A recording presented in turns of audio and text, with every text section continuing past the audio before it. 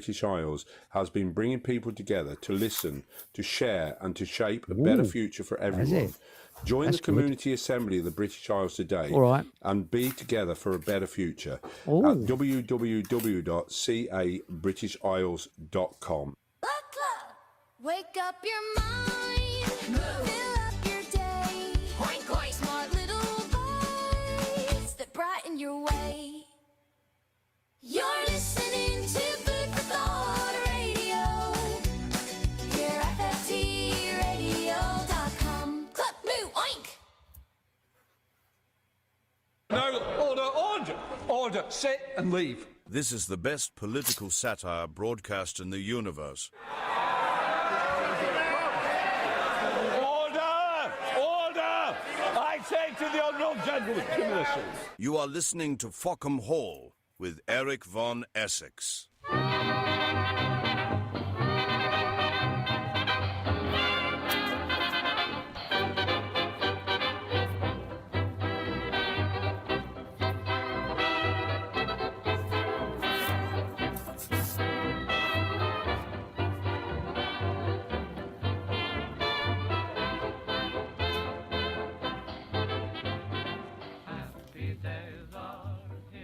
Good evening and welcome to another exciting show. And tonight our guests are, it's Survival Steve. Hey! Who, a big Hello. pat on the back. He's come right the way down from up north, literally with minutes to spare, straight up the stairs, straight on the computer, and bingo, he's on air. So bloody marvellous that was. Thanks, Hey, mate. dedication. That really is, that's dedication.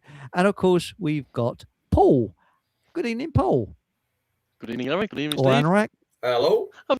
And also we got So- sorry. I just realised that obviously Steve's got a title and I've got a title, but you haven't. I think No. for an advocate of silly titles, I think Got a you good point, need yeah. one. I would say senior bullshitter. Because it's something I'm very good at. It's something you can brag about. Hang on, what's going on? Hello. Hello. Oh. Why don't you call yourself the new Prime Minister? What's going on Well, here? double- Something weird is double-handed. happening. Echo. There's an echo. Right, I've just turned Food for Thought Radio down. That might have done it. That was the reason why. So Barefoot Forager says, Steve, where in the world are you? Where in the world was I? Because I'm at home at the moment. As you can see, I'm in my rather grand library with thousands of books. But I was up in Scotland, but unfortunately I got chased out. Not by midgies, but by mad jocks. They, I would actually Scotland. The strapping fantastic. lads, you know. Jocks The are weather was strapping lads. fantastic. Yeah, of course. I was on the Royal Mile last night as well. That was awesome. But I was actually working there. So, well, I say working. I was working up in Scotland. So I wasn't just there to watch the World Cup final on the Royal Mile. That was, I don't live that kind of an awesome lifestyle. But great place to be up in Edinburgh. That's interesting. And also, I've managed to get a photograph of all the prime ministers. And there it is on the screen. Can you see it? Marvellous, isn't it? Every prime minister. This is the next one. Here he is, the prime minister, or the prime minister, one of the two. But today, Steve, what I've decided to do is I'm going to be the devil's advocate and list all the fantastic things that government have done for us. And I had a bit of a write-up about this on Telegram today. So brace yourselves. So I think I might be able to do it from memory. So these are the marvellous things where we definitely need government. In the 1930s, they made a breakthrough with steam-powered lorries. Isn't that amazing? And do you know what the government did? They banned them. They put an axle tax on them because they were heavy, because they claimed, on inverted commas, they're damaging the roads. Bullshit. Then in the early 50s, they made a technological breakthrough with steam trains, where instead of using coal or coke, they used oil. and they were spotlessly clean, and they got hot very, very quickly, and they could chuff down the tracks. And you know what the government did? They scrapped them. And then, of course, the British Air Ministry built one of the most incredible jets, I think it was a swing wing called the TSR-2. Have you ever heard of that, TSR-2? Amazing aircraft, and it was years ahead of what those naughty Soviets had in the 60s, years ahead of what the Americans had. And do you know what the government did? They scrapped it. Seriously, it cost thousands to scrap. Then we had all our food was distributed throughout the United Kingdom at one time by train. And they go to depots, these trains, and little vans would pick up the various items of foods and goods and whatever and deliver them to the shop outlets. And and in the 60s, they were building motorways here, there, and everywhere. So do you know what they did?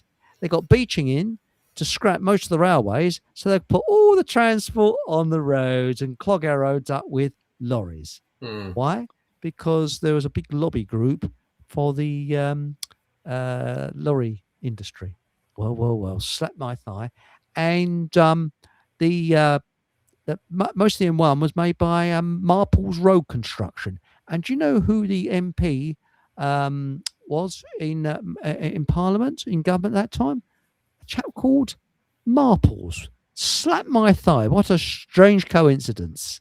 Amazing, that, isn't it? Obviously nothing going on there, was there? Nothing to see here, folks. Yes, look the other way. That's it. So all these marvellous things that government have not done. Now, you think if they would have it off, we would have had steam lorries probably by now that would be absolute the bee's knee in technology. We'd have had trains that would make diesel electrics look like something out of the bleeding Stone Age. So just look at these things that have been stopped. And also, if we would have had a fantastic series of roads without so many articulated lorries on them, because they'd all gone by train. And articulated lorries would have come over from overseas and gone to a local goods depot where it'd be unloaded loaded onto a train, and chuff, off it would go to where its destination. So, yes, loads of things to put us back into the Stone Age. That's the thing. Interesting that all those things you mentioned there, Chris, actually place on mainland Europe. So you go to Switzerland, for example, they don't have articulated lorries on their roads. They actually took the entire lorry onto the back of a train called a roller, ROLA, and the lorries literally drive on at the terminus, and there's a carriage at the front behind the locomotive or the back of the train, whichever way around it is, where the dry lorries congregate, we say. And these trains actually go one. It's not just Switzerland; they come up from Italy through Switzerland, through Germany, and so on, up to the ports, and then they come off the train, then onto our roads, basically, and clog up our roads. But the rest of mainland Europe's clear, pretty much. Well, that's what we used to do. This is what this country used to do before they scrapped it. So Switzerland, got their head screwed on. I mean, to me, it's logical. Why do you want to cram your roads up with transport when you can go to the nearest? I mean, there used to be a thing called Red Star, nothing to do with communism. And it's a bloody marvellous service. If you wanted to send a parcel, say, I don't know, say to Portsmouth, okay? So what you do, you get this parcel and they come and pick it up. They take it to the nearest train station, and then it would go to the nearest station in Portsmouth, and then it'd be picked up from that station and delivered to wherever it needs to be delivered to. Talking all about this green crap and saving energy and that, it would use less fuel. It went by train, which is super cheap, and you could actually get parcels. It was very efficient to Scotland, all over the country, in record time, overnight. And when you think about it, Chris, the Star thing also worked out. To be fair, it was cheap because they used normal passenger trains, and they just took them on those passenger trains, which were carrying people anyway. It was, such an efficient way of working. Yeah. But and of course. By the way, your sound's going a bit funny, mate. Is you all right? Is it? Yeah, it's clicking on I and may off. log Going back. click, click. Let me even come back in. Just a minute. Okay, I want you to come back in. Right. But anyway, Steve, Scotland. Now, what's your view of Scotland? I know their roads are very nice up there, unlike in England, because I think we got crappy roads down here and they've got nice roads up there. Did you find that? I must admit, Eric, you're gonna have to take a drive through Edinburgh to before you decide on that. Really? I must admit, Edinburgh's roads are particularly bad. I think that's why they've built this £1 billion tram infrastructure there, because the road quality, the road surface is so poor. But I must admit, I absolutely adore Edinburgh. It's it's one of my favourite cities, certainly in Britain. Really? Scotland as well. I love the whole of Scotland. I know Scotland pretty well. I've lived there for a number of years prior to moving back to the northeast, etc., etc. So love it. The people are very nice. I found, they're very helpful. I think because the further you go out of town, the more helpful people become. And I've noticed. I don't know whether you notice this, Steve, that when you're driving around Great Britain, when you get within about 40 miles or 50 miles of London, people stop giving way to let you out of side turnings and things like that. Right. It's just the style of driving changes. Yeah. People are more courteous the further out from London. Yeah, perhaps. I guess that's one of the drawbacks of, the big cities and mass congestion. People's friendliness, I guess, kind of goes out the window to some degree. But now, Paul, as you sound now, is you all right, mate? Is that sound any better? Apparently, it was sound like Perfect. Stephen Hawking. Is that all right? I don't know what I've done. Perfect. I've just Yeah. literally logged off and switched off and switched back on. Glitch in the matrix, mate. Yeah.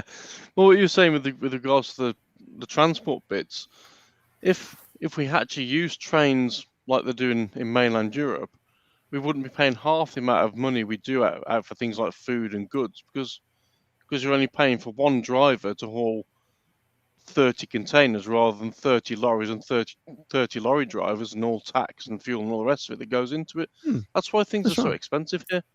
If you've got one locomotive hauling 30 wagons, which it makes common sense that those goods are going to be a lot cheaper, or we'd make more money on them, and improve the economy, as it were. Well, you're right. I mean, when I used to go to London, I often used to stand on the train station and see a train come past with loads and loads of like containers on it that was obviously being transported to somewhere. And, why shouldn't it go on the rails? I mean, it's the perfect place to put it. It seems logical, but I mean, governments don't work by logic. By the way, DJ B2 says that Rachel Thieves has been sacked. I didn't know that. Can we care less, really? And Barefoot Forager has said, you're Barefoot Forager, how dare you speak about our dear and gracious leader now?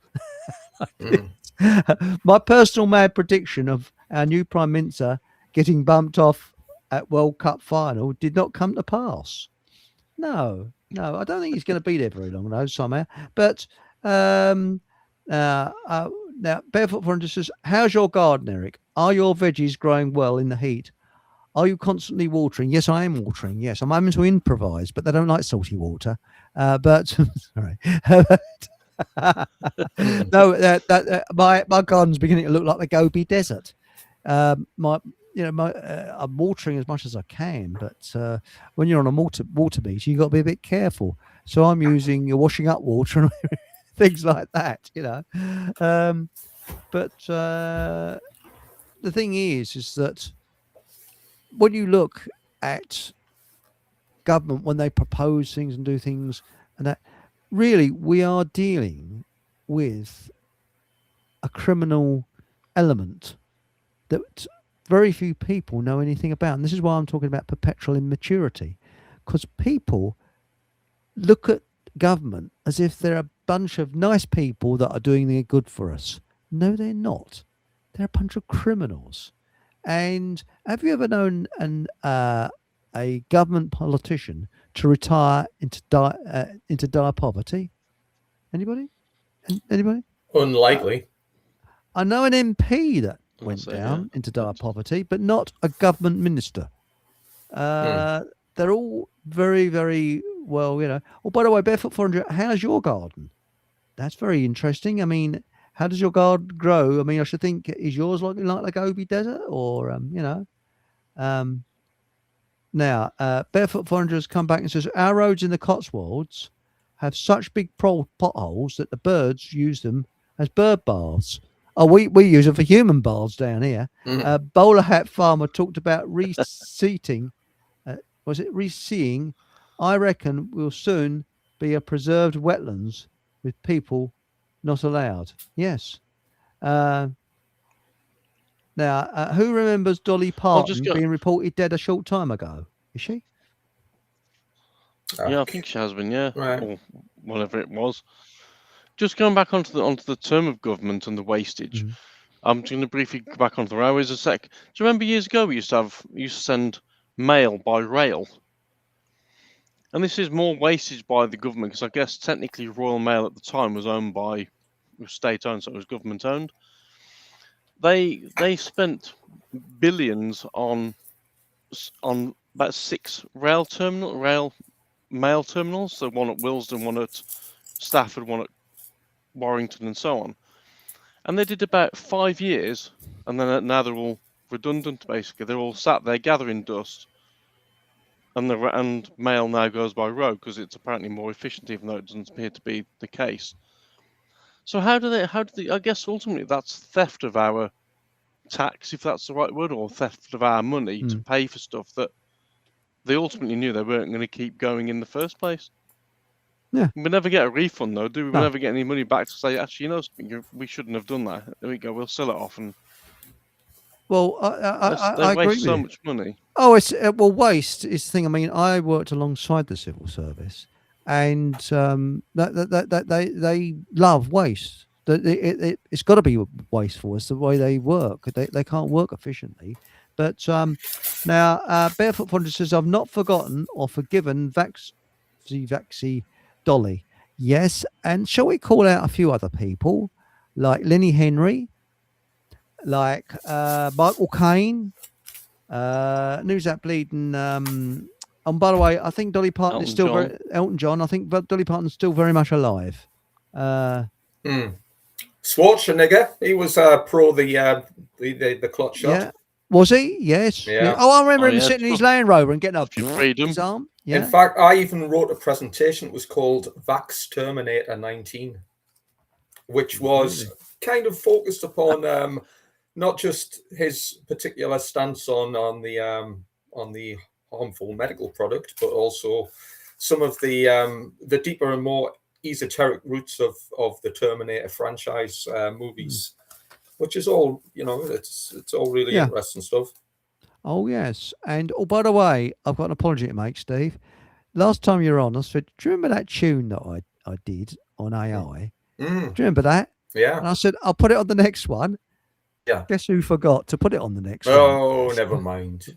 Sorry about that. It'll come out another sunshiny day, I'm sure. I'm sure it will. I do apologise. I've just remembered. But I got Asperger's. By the way, talking of musical instruments, have you still got your little musical instrument there then, Steve? I've got this one. Very musical area. I've got books behind me, but on the other end of the room, I've got a guitar collection. But today, is this the one you're talking about? That one, yeah, that's it. That's it. Do you like that? Yes, very nice. Very, very, very, very nice. And because you play the guitar, don't you? We could have a little bit of the old rendering, do you? I play this better, to be fair.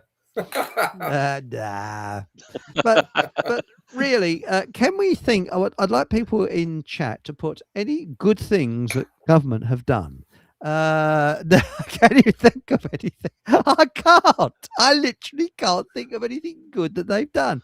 People say, "Oh, shut up, the NHS." Look what a balls up is. Well, I can name a few things. They're good at brainwashing people because that's their number one role, to brainwash people. That's why the word government means mind control. I probably say that every time I come on air, and people still vote for the idiots. I just really don't get it. Why we're voting for mind controllers? Can I mention today? I mean, one of the most important things about government is they adhere to the satanic calendar, which is yes. So, if anyone's not aware, today is a massively important date in the occult calendar. Of course, the occult calendar, the satanic calendar, the pagan calendar, the you could even say that the biblical calendar, the Christian calendar, it's all the same thing. It's the cycles and events in nature. And of course, today is what? It's July the 20th, which is day 201, which is a very particular number, which me and Paul will hopefully be addressing at some stage. But also in the satanic calendar, today is known as the Satanic Grand Climax. Now, what a wonderful date to announce the new Prime Minister. That is a strange coincidence. And also, you mentioned on Occult Academy something else that happened in 1969. Oh, yeah. It's supposed to have happened, but didn't happen, I don't think.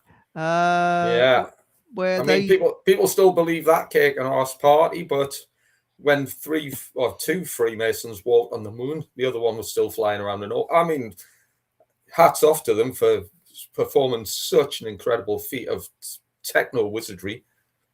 Everything about it was awesome. It was. Why they landed in Hollywood, it's amazing. Sorry? Didn't they approach Blue Peter for some sticky back plastic for the legs and stuff? There was the technical details. I'm still convinced that somebody had a box of roses and thought, I really don't like these toffee pennies, but I know what we can use the wrappers for. and these wrappers are so powerful they'll be able to land on the moon. So that's right. So knowing what these scumbags are like, there's probably litter all over the moon now because of them going up there. Yeah. And also, can you imagine two blokes changing into those huge spacesuits, which it took, three technicians to get James Burke into one. See, and can you imagine it? It'd be, get your head away up. Bash! Yeah. Oh, bloody hell! I mean, don't press that knob there. Oh, it's bonkers, absolutely bonkers. I mean, it would be like, I don't know, three blokes trying to live underneath the space that's underneath your stairs.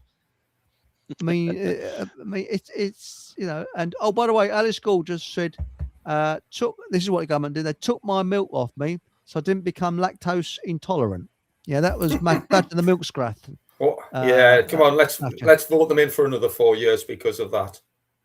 Yeah. By the way, speaking of the Occult Academy, and of course we talked about the moon landings. The Eagle has landed on day 201, the Satanic Grand Climax, which is today, by the way, July the 20th.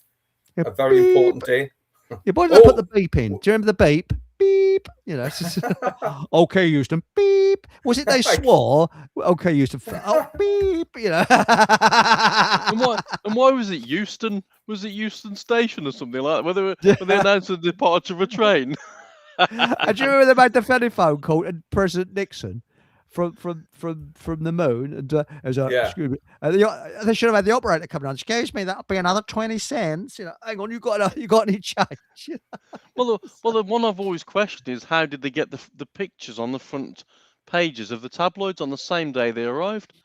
Because that still brings with it an element of question, because that means, one, they weren't the first people to arrive on the moon, even though they didn't go in the first place. And that must mean there was already a branch of boots on there in order to develop the film, because obviously it would have been camera film and not digital, which even in 1998, you take your camera film into a branch of boots and say, can I get these developed? And they say, yeah, come back next week, they'll be done. Yet these people who went to the moon, they managed to take their film into a branch of boots on the moon and get the pictures on the front page of the same day. That's pretty good going, is that? That's what said. I know, it's quite amazing, isn't it? Some of the things, and also the boots that Buzz Aldrin wore. They actually changed the boots on the way to the moon because the tread was different to the ones that they show in the museums. I can't believe people still fall for this crap. I tell you what, I've got mates who still think it happened. Would you say it was all cock and balls?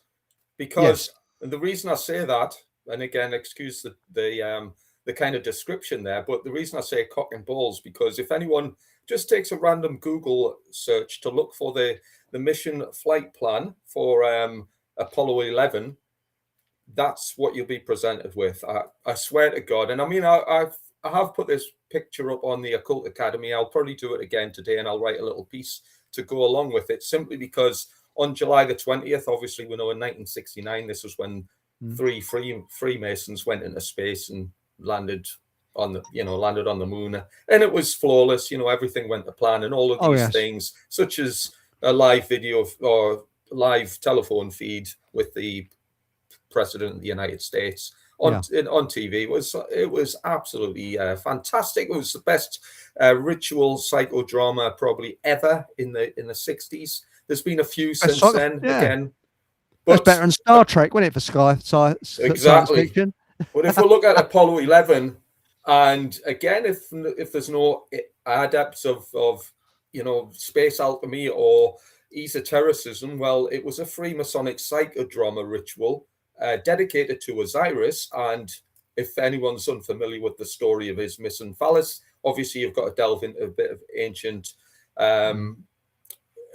Egyptian to understand that story. Osiris, of course, was one of the chief gods of the ancient Egyptian pantheon, along with Isis. So Osiris is the eagle impregnating Isis, and Isis, of course, is associated with the moon. So again, this is how these psychodrama rituals play out in the modern world, inventing ancient mythology for the same purposes. A ritual is usually some sort of psychodrama in order to create, whether it's the conditions, the mindset, or the effects that somebody wants to achieve to give birth to their new development. And you could say, I mean, I'll hopefully draw this out maybe during today, while at the same time as slagging off the government, which is the biggest dark religion on earth. You've got to be a religious fanatic to actually believe in the pantomime and ceremony of these. It's a religion. You're right. It is a religion, Steve. Sorry, I didn't mean to come across. No worries. But it is. Sorry, mate. Carry on. I interrupted. I'm terribly sorry. No, not at all. I mean, it's any time. As I was saying, it's just a ritual, just like today is a ritual. So some of the events that are happening today, for example, and I mean, I was fascinated when I heard Andy Burnham became the Prime Minister. I thought you couldn't pick a better day for this. By the way, and again, I don't want to throw too many facts and figures into the mix and confuse everybody, but the reason why today is so important is because alchemy, rituals, ceremonies, all of these secret societies, if you like, of which government is a version of, perform rituals in accordance to the calendar. As per the cosmogony, the events that go on in the heavens, because as above, so below. So if something significant is happening in the skies above us, then it's whether there's something behind it or not. They portray these rituals on Earth, the so below bit, as above, so below. Yeah. Again, this might be a little bit too confusing for some if they're not up to speed with things like alchemy or occultism, but effectively the two worlds are connected. So what happens down here is a reflection of what happens out in the outer world, the cosmos, and what happens up there is a reflection of what happens down here, as metaphorically speaking. So the what's happening in the cosmos on July the 20th? Well, it's associated with what's known as the helical rising of Sirius. Sirius is the dog star, the second sun, and is the brightest star in the sky. And of course, secret societies, especially things like Freemasonry, are massively connected to what the dog star is doing and the various processes. So for another example, what's the date? July the 4th is connected to Sirius as well, as is January the 6th. It's known as the solar aphelion and the solar perihelion. So what happened on January the 6th? You might remember the what was that thing that happened in Washington a few years back? The insurrection. That's a very particular date, the perihelion, and of course the aphelion, which is the July the 4th. And when was Keir Starmer promoted to the chief warmonger? Oh yeah, was it not July the 4th? I might be mistaken on that, but there was definitely one of the July the 4th was. I'm pretty sure it was for Keir Starmer. Yeah, that's interesting. Because 47, we had a general election which was on the 4th of July, and 47, the number 47 links to government and White House and president, all equal 47. And that number alone, I know you know all about this, but that's massive in Freemasonry, the 47th problem of Euclid, and the Freemasonic allegories behind that. Well, that's the compass itself sits at 47 degrees. Yeah, that's and also interesting that 201 also. You carry on, mate. Sorry. 201 the Freemasonic Society equals 201, or sorry, the Freemasonic Order equals 201. Oh, I didn't know that. That's a good one. I didn't know that. That's an interesting one. The Jesuit Order equals 201. Number of Lucifer is 201. What else we got? The Satanic Earth Realm 201. Brilliant. The World Powers 201. Interestingly, I know Patrick is big on religion. Jorge Mario Bergoglio, who was the previous sick pope, his full name equals 201. That's interesting. Ignatius of Loyola, yeah, who was the founder of the Society of Jesus, is 201. Illuminati ritual 201. I've got a spreadsheet with them all. I wish I could share it. I mean, you've come up with some belters there. For anyone listening in, for the number 201, obviously July the 20th is the 201st day. If people, I'm not sure if we'll mention that, but obviously that plays into what probably triggered a lot of people's awakening, which was the convid scam. And prior to that, there was another ritual, a ritual ceremony, a mega ritual, you could say, which triggered it all, and that was known as Event 201. Why 201? And this is when you understand the satanic grand climax as day 201 and the connection with the helical rising of Sirius on the 201st day, then you realize what this dark religion does, hidden in plain sight, in front of everybody's faces, and very, very, very few people actually have a semblance of an idea of what this is all about in its sort of esoteric form. Whoa. And can I add a couple of bits onto that with regards to the number? Obviously, 201 is a big number, but the number 222 is also a biggie, and that links to the British royal family, which equals 222, which is why the Queen's coffin was moved from Balmoral to Westminster Abbey at 2:22 p.m. Charles was diagnosed with cancer 22 weeks and 2 days after his birthday for 222. The anniversary from the death of Diana, Princess Diana, who, by the way, she died on a day that leaves 122 days in the year, and satanic ritual equals 122, so make of that what you want. And between her death and Prince Philip, who died aged 99 on the 99th day of the year, is 222 days if you include the day he died. So there's 4 or 5 222s. And of course, the other one that comes into it is Order Out of Chaos, which is a saying they love. And the two big events in this century were 9/11 and the thing beginning with C. And those are separated by 222 months. Yeah.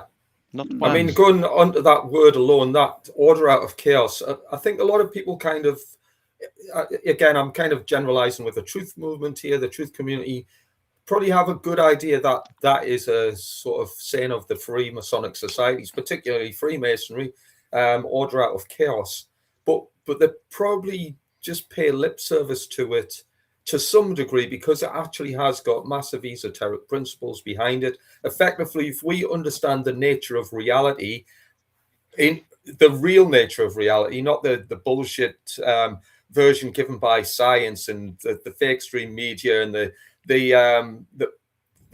hoodwinking politicians who will tell you all about the Big Bang Theory and various other things.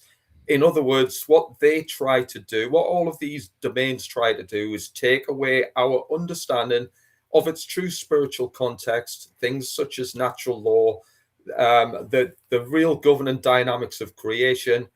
And if we don't think in those terms, what happens then? We then become prey to their kind of mind control. Again, the word government is mind control. So we know from the get-go that that's what their number one objective is to do, is to keep the population hoodwinked in order so they can monetize us and profit from, use us like batteries, so to speak. They've stolen our spiritual strength, etc., and they're coining it in as a result of this dynamic. But if we understand as well that order out of chaos, many of these things happening in the world, and you mentioned things like 9/11, the medical experiment that in recent years, these were all triggered by, you could say, some sort of catastrophic event, something fairly big and spectacular.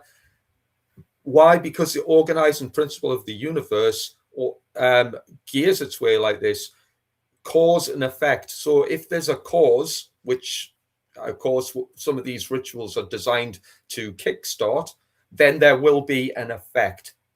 This is true of almost everything, every occurrence in reality. It has to start with a cause, and then there will be an effect. And if you can weaponize the cause and basically use the very straightforward process that's used by government and the like, which is order out of chaos. If you can create chaos or some sort of catastrophe, then there will be an effect which is generated to derive order from that. And if you've monetized that, you've basically cashed in on how to generate that order, then you will automatically receive the reins of power. And this is how governments and secret societies work. You're spot on. Oh, by the way, EXO has come out with a cracker here about going to the moon. He says, beware of touching random knobs when approaching the moon. So remember that. But Barefoot Foragers said government are slowly banning medical mushrooms to keep us safe. Oh, that's good, isn't it? I'm just appalled that the trees are still growing them. Oh, there's the national pride. Where's the national pride, bastard forests? Do I get a hint of sarcasm there, Barefoot Forager? Well, how would they get the tree into court to testify that you took the mushroom off it in the first place? Now, this is an interesting one. Contact Times says, same way as JFK assassination appeared in the New Zealand press before he was actually shot. Well, he was president number 35, and number 35 links to Satan, and his granddaughter or goddaughter died at age 35. None of these things happen by accident, as you know, Steve. Which is why one of the things I've been questioning in more recent times is whether what we're in is a simulation.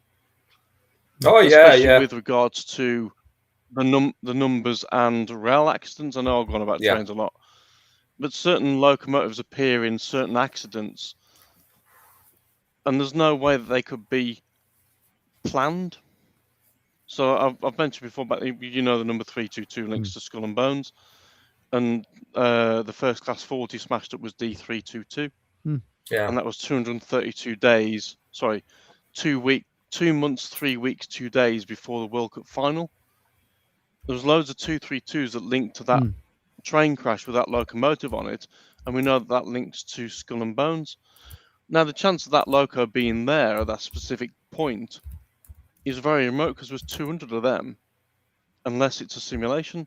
And if it wasn't a simulation, it was actually planned, and that means the driver was in on it, which means he or she, presumably it would have been he back then, would be a mass murderer, because potentially you know full well that if a train of some weight hits the back of another train, there's going to be death. So that's a murder. So either the driver wasn't actually there, and the train's being controlled remotely, or it's a simulation with nobody in the cab at all. Because with the locomotive and carriage, once you step on board that train, you might see a driver there initially, but do you know if he's driving it, or do you know what I mean? I know it's quite an in-depth question, but how would you actually get that into fruition and actually happen at that specific time? Would be virtually impossible unless it's a simulation. Well, Barefoot Forager's come up with an interesting one. She says, my 8-year-old was asking why they faked the moon landings. I'll be able to answer that one. Best I got was embezzlement. Any other ideas greatly received? Yes, and I think somebody else has got it a spot on as well. And Mike Mantis says, Barefoot, Vietnam was on, so they needed a glorification of the good old US of A and its accomplishments. So I heard. Yes, what it was is it's strange that the Vietnam War was one of the longest wars America had been in, and they were losing it. And there's body bags coming back. So they needed a misdirection. And the moon landings were a misdirection. Isn't it strange that they stopped landing on the moon, allegedly, in 1973, the exact year that the Americans pulled out of Vietnam? Well, slap my thigh. What a surprise. I'll tell you what I do find funny with all of that is that I think was it Obama? I mean, he's apparently he's high up in the satanic world as well, because his birthday is the 4th of August, which is day 216, which is 6 times 6 times 6, and leaves 149 in the year. But wasn't it him that said about that they when they went to the moon, they weren't affected by the Van Allen belt because they didn't know about it, which is hilarious when you think about it. Do you know? So if you've never seen a car before and you step out into the road, it won't hurt you then. So I peed on an electric. I didn't know what a car was. I peed on an electric fence, but it didn't affect me. It didn't fry my ghoulies because I didn't know it was an electric fence. That's an interesting one, isn't it? Yeah. You know. Yeah. Just to go back to the fact that we mentioned some of these events happen because government are trying to conceal the likes of the Vietnam War or whatever. Yeah. Well, I think one thing we have to bear in mind as well is government is a religion, so they have to conduct ceremonies. All religions do this, to conduct ceremonies that have rituals and ritualized events. But these secret societies and bodies that kind of orchestrate and own governments, because governments isn't just the top of the iceberg, absolutely not. They're probably not even halfway up in the scheme of things, but they also adhere to esotericism, the occult, and alchemy. So many of the things that go on are designed around alchemy. For example, the moon landings.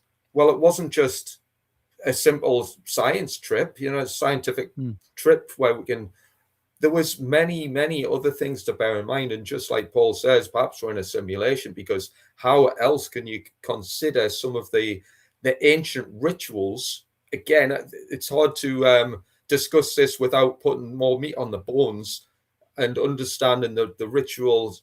What's the word? The insemination of Isis and Osiris, and the myths and phallus and the alchemical kind of concepts behind that. And again, the adherence to all the dates and what have you. I mean, for example, space alchemy, July the 20th was when the Viking 1 successfully landed, again, more inverted commas there, on Mars, on the planet Mars in 1976. There's it's also many of these occult dates, these alchemical dates are used for missile tests. Again, if you want to see the amount of so-called nuclear bomb tests that adhere to many of these sort of dates, the solstices, the equinoxes, etc. But I mean, Polaris was one such missile test, which was July the 20th. I forget what year that was, but that was first launched, the first seaborne atomic missile launch. Again, these all have alchemical principles behind them. These aren't just simple experiments. There's more to it than that.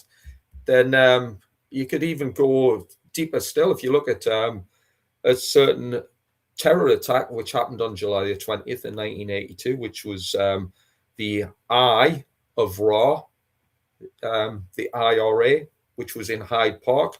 And we mentioned the number 47 earlier. Well, there was 47 people injured in that. There was 8 people killed. There was 47 people injured, and there was 7 horses killed.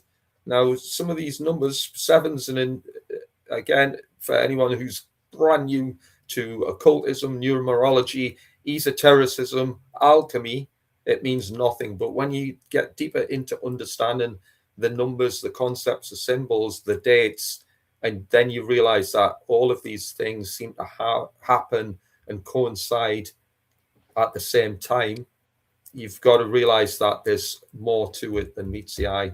There's more things going on here.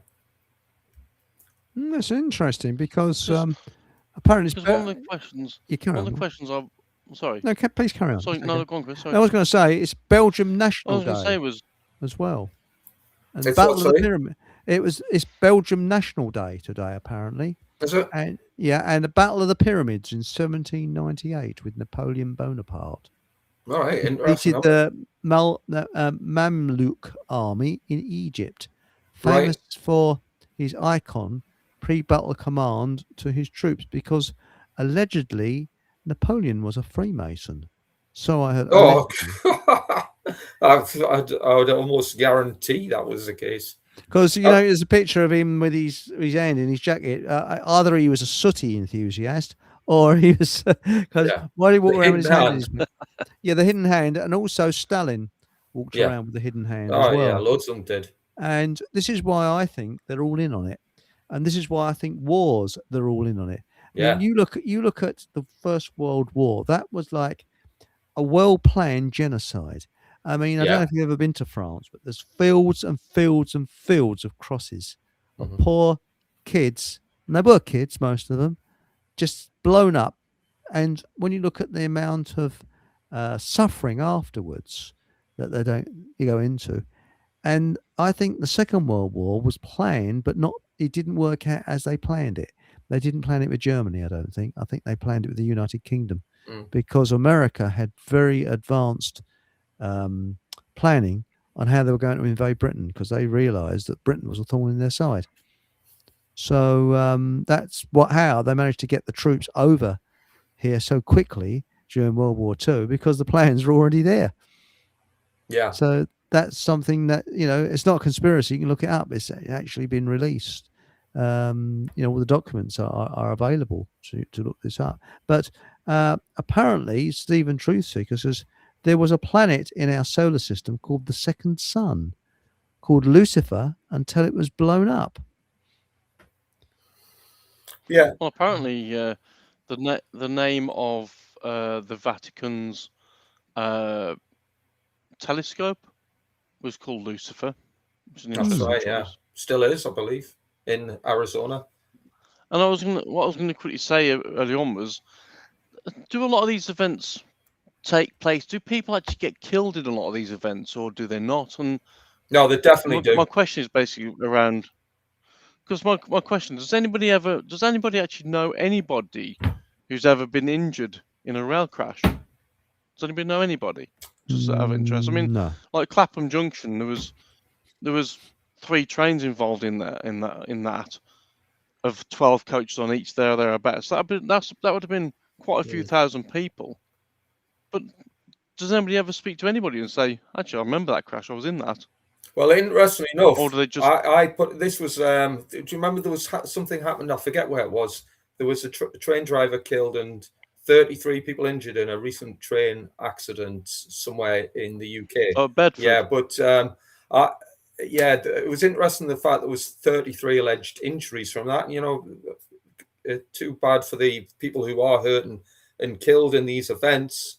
But then a little bit of a brief internet search reveals that there's been several other incidents involving trains where there was 33 injuries. And of course, most people will probably recognize that number as significant to Freemasonry in particular, but certainly massively esoteric number 33. It's known as the master teacher. And the real master teacher, Jesus Christ, died at age 33. And of course, this relates to alchemy as well, because there's 33 bones in the human spine, which is, for want of a better term, the real stairway to heaven.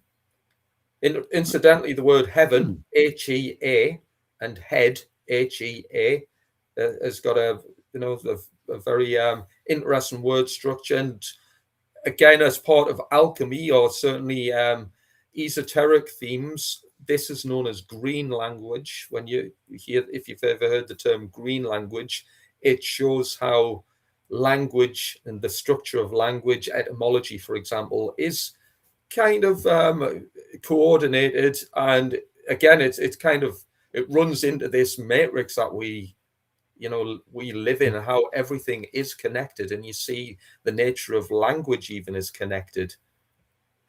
That's interesting. That's very, very interesting. And going back into chat, Arsburgers as fudge. He should be our cultural attaché, I think, with a name like that. Yes, our cultural attaché, Arsburgers as fudge. How do you come up with a name like that?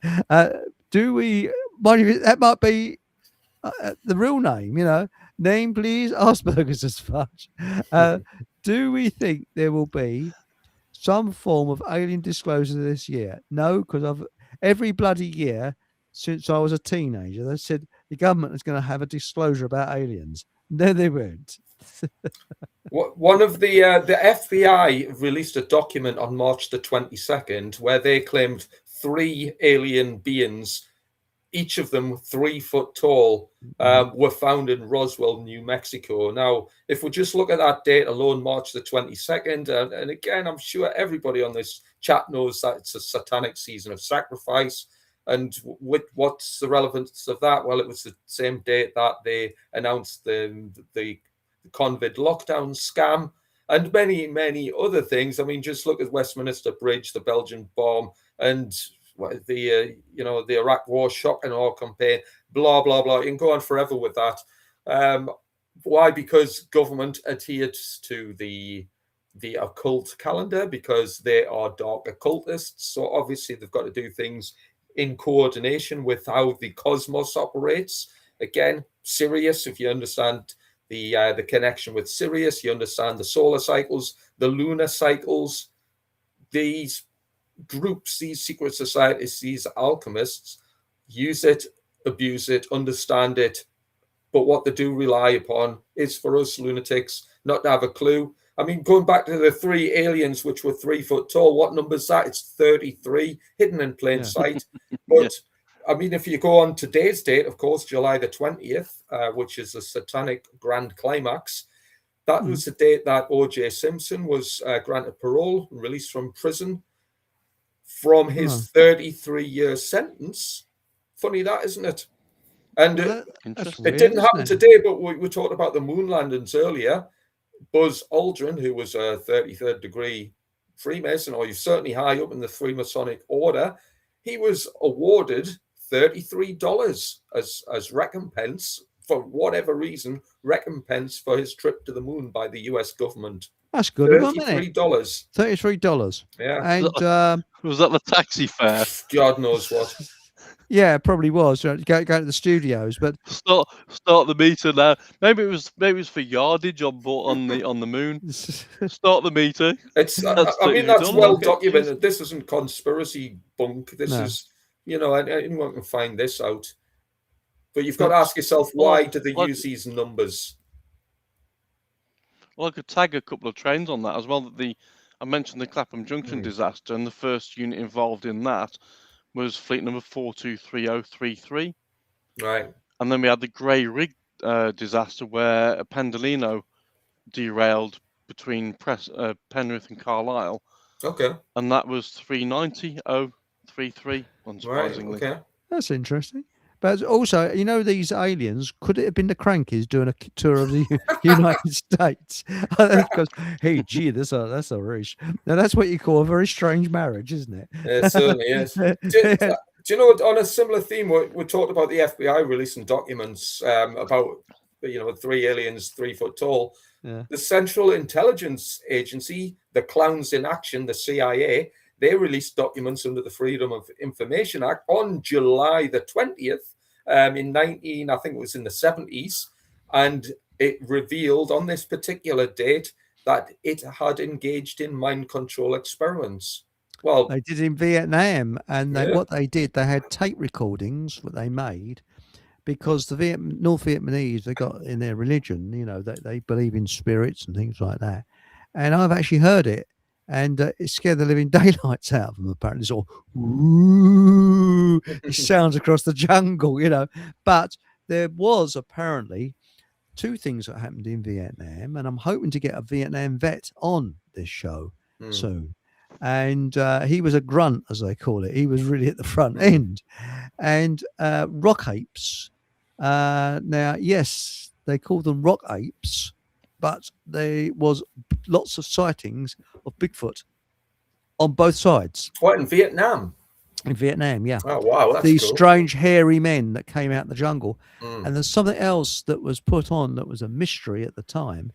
When the Americans went out on what they call it there, Steve, you'd know this military term, recce, a sort of a recce reconnaissance. At night they were camp, and I wake up in the morning and say there were 6 of them, and there'd be 5 of them, and a sleeping bag would be gone and everything. Oh wow! And this kept happening, and it was a mystery what was going on. And do you know what it was? Tigers, because tigers, because of all the dead bodies and corpses, or bloody hell, it's dinner time for them. They got the smell of human flesh, it sort of Meals on Wheels. It was lovely, and they knew exactly how to hunt, and they would creep into a camp at night and drag some poor sod off. So that's what happened. But there's lots of very strange things that happened in Vietnam. It was a very odd sort of war. Yeah. And because I do know for a fact, even though they said the British or the English were never involved in Vietnam, that is bullshit. They were, as advisors. Well, that brings us on nicely, I suppose, to what is government good for. So one of the primary things that government is very good for, in fact, essential for, is warfare. Because without government, there would be no warfare. Government is essential to that. And I mean, I say we should stop euphemizing warfare, and I'm speaking as a former soldier. Warfare it's not warfare, it's satanic mass bloodletting rituals. That's what warfare is. It's eugenics. Eugenics is, of course, is about it's a number of things. It's about kind of ensuring certain genetic bloodlines exist and other ones don't. And of course, it's about population control. Eugenics is also about population control. Yes. How do you get rid of how do you lower the population? Well, let's let all the young men fight it out over bullshit. We're facing actually extinction, because in China they used to have a one-child policy, and they found out, the soppy sods realised they've abandoned it now, that they were heading towards extinction. But this is an interesting one by Hatchie, who says Michelle Obama has a bigger whopper than Obama when she goes to Burger King.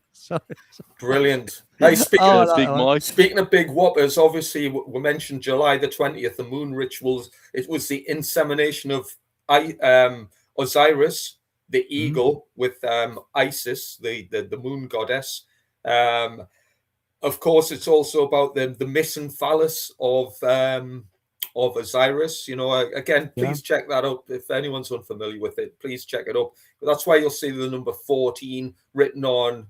Oh, who those kiddie fiddlers, politician types from America, the seedy looking ones? It's the two brothers.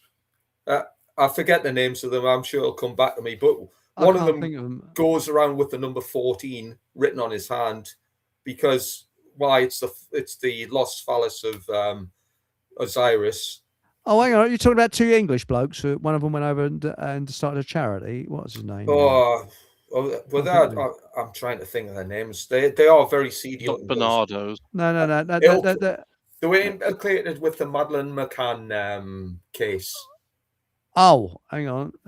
Oh, bloody hell. And they obviously worked in the White House. And they had very creepy artwork.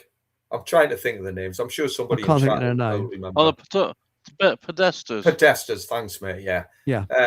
Of course, there's pictures of him circulating with that number. Why? Because these know all about these ancient rituals, these ancient mythologies, because ultimately they believe themselves, they see themselves as our gods. These are the gods on earth, and they basically mock us through reenacting these ritualistic themes to the useless hordes, the useless eaters who haven't got a clue what it's all about. So they realize they've got a great deal of wealth and power amassed as a result of our ignorance of occultism, our ignorance of ancient mysticism and ancient mythology, our ignorance of the natural laws that govern how reality actually functions. And of course, because they've got that much power over our minds, because we are ignorant as a population, we are largely ignorant, they can do what they want with us right in front of our faces. All of these rituals, for example. So, I mean, just as one example, we mentioned, again, this is kind of cutting a long story short, or is this rather the opposite way around? I've made a short story long. We talked about the missing phallus of Osiris. And we've talked about the... That makes your eyes water, doesn't it? Exactly. But we've talked about the cock and ball imagery of the mission profile for Apollo 11, which looks like a cock and balls. But it does, doesn't it? What else happened on this particular date, day 201? It was the date that Jeff Bezos, one of the richest men in the world, launched a giant, can I say the word DILDO? Of course you say dildo, All right. It's just after 9, that's all. Yeah, we're all right. Well, So he launched a giant... I thought that was wasn't that an 80s song? That was DISCO, wasn't it? Yeah, it is a kind of... There was a singer called, was it Dido? And I used to call her dildo. Right. Well, on July the 20th, I forget, it was fairly recently, it was like 2017 or 2016, Jeff Bezos, of course, the Amazon director or CEO, he launched Blue Origin, which was a giant space dildo, and he launched it 66 miles into outer space. And of course, he's had several missions since, including, I think, some of the female crew, which included Kate, what's her face? Forget her name. The singer. I don't know. But I remember William Shatner. Katie Price. Yeah. Yeah, but what about William Shatner? Because he apparently going into space makes you overact. It's amazing. Poor sod was suffering from severe overacting when he came back. Is he still alive? Yeah, I think so. Yeah. He must be 125 by now. By the way, William Shatner was born on March the 22nd. Did you know that? Really? Interesting. Yeah, March the 22nd. He started Underpants Factory, didn't he? At Shatner Pants. Shatner Pants. Yeah. Bruce Lee died on July the 20th. Did he? Yeah. I didn't know that. He died at the age of 32 because he never quite made it to the 33rd degree. Adolf Hitler survived an assassination attempt on July the 20th. Again, the satanic grand climax. And if anyone looks at, what was the kid called? It was like, the guy in charge of the sort of assassination attempt. And again, it's portrayed by Tom Cruise in a film. I think it's called, I forget the name of the film. Not Jack Reacher. Oh, hang on. No, not Jack Reacher. It's Klaus Van Schopenhauer or something. It's called, sod it. Yeah, because they reckon that Hitler was a completely different personality after that bomb attack on him, and it's called Van Halen, is it? No, I can't remember. If I saw the name, I can actually see it now, and I Yeah. can't think of it. I can actually see it. It was called. They come later. I'll plug up one of my presentations because Okay. I've got that information in it. But if you look at the guy who I think he got executed for his role as the ringleader in this plot. But That's he's right, actually yes. he actually lost his eye, so he's got like the one eye symbology, just like King Harold in 1066. Again, that number is massively That's important. interesting. 66. What's he doing?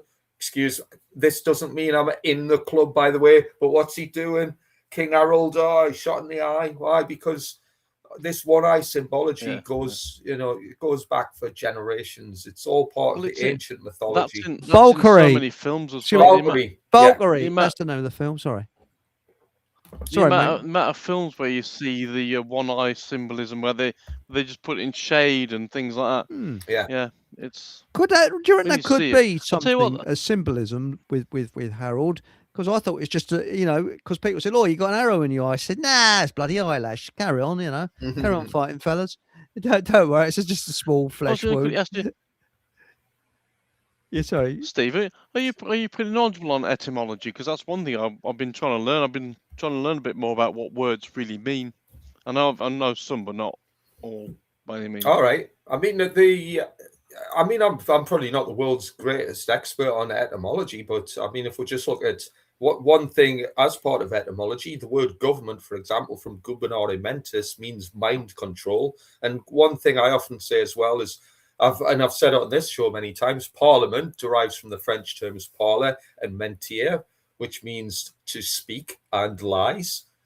And you could say that falls under green language, because I'm sure that I'm saying maybe it was, maybe it wasn't the true origin of the word parliament, but again, it falls into the green language version, which is, they're liars. They speak lies. And these lunatics who we keep voting for are mind controllers.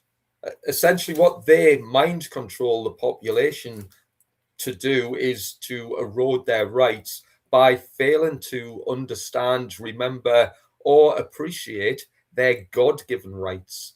This is what government will do. All the organizations that work in partnership, that's the church, the banks, the military, the police, the big organizations, and of course the secret societies work in cahoots, work in partnership, because it's all part of the same money-making sausage machine, the giant criminal cartel of alchemists who basically try to interfere with our God-given rights, because if the sheep start to wake up, then ultimately it's curtains for this bunch of imbeciles. You're spot on. And apparently TLBNAWKI said, I see they said 6.66 million fans went through the gates at the World Cup. Brilliant. And still I get people saying that it doesn't work. I've said this so many times. If every individual out there understood numerology and gematria, their system would collapse, because everyone would see through the bullshit. But I still get people saying to me that, oh well, it's just coincidence. I've got 127 pages of decodes I've done, but it's still a coincidence. I don't think so. There's none of it is a coincidence. Like, I mean, every celebrity dies on a specific date that links to either their last birthday or their next birthday, and it happens every single time. And Whittingham was an example, 88 days before her birthday, which is a Masonic ritual, 88. 88 comes up quite a lot. Yeah, the number of infinity. That train crash you mentioned, mentioned at Bedford, I was looking at that as well. That was, what day of the year was that? Day leaves 170, day 170 of the year, but it's a date that can be written 196, was the 19th of June. Masonic ritual and ritual killing equal 196. None of these things happen by accident. They never do. Never ever do. And if people could see it, that it would never fall for it ever again. So we tend to think of reality as just one giant space accident in which one magical occasion happened precisely in order to create everything out of nothing.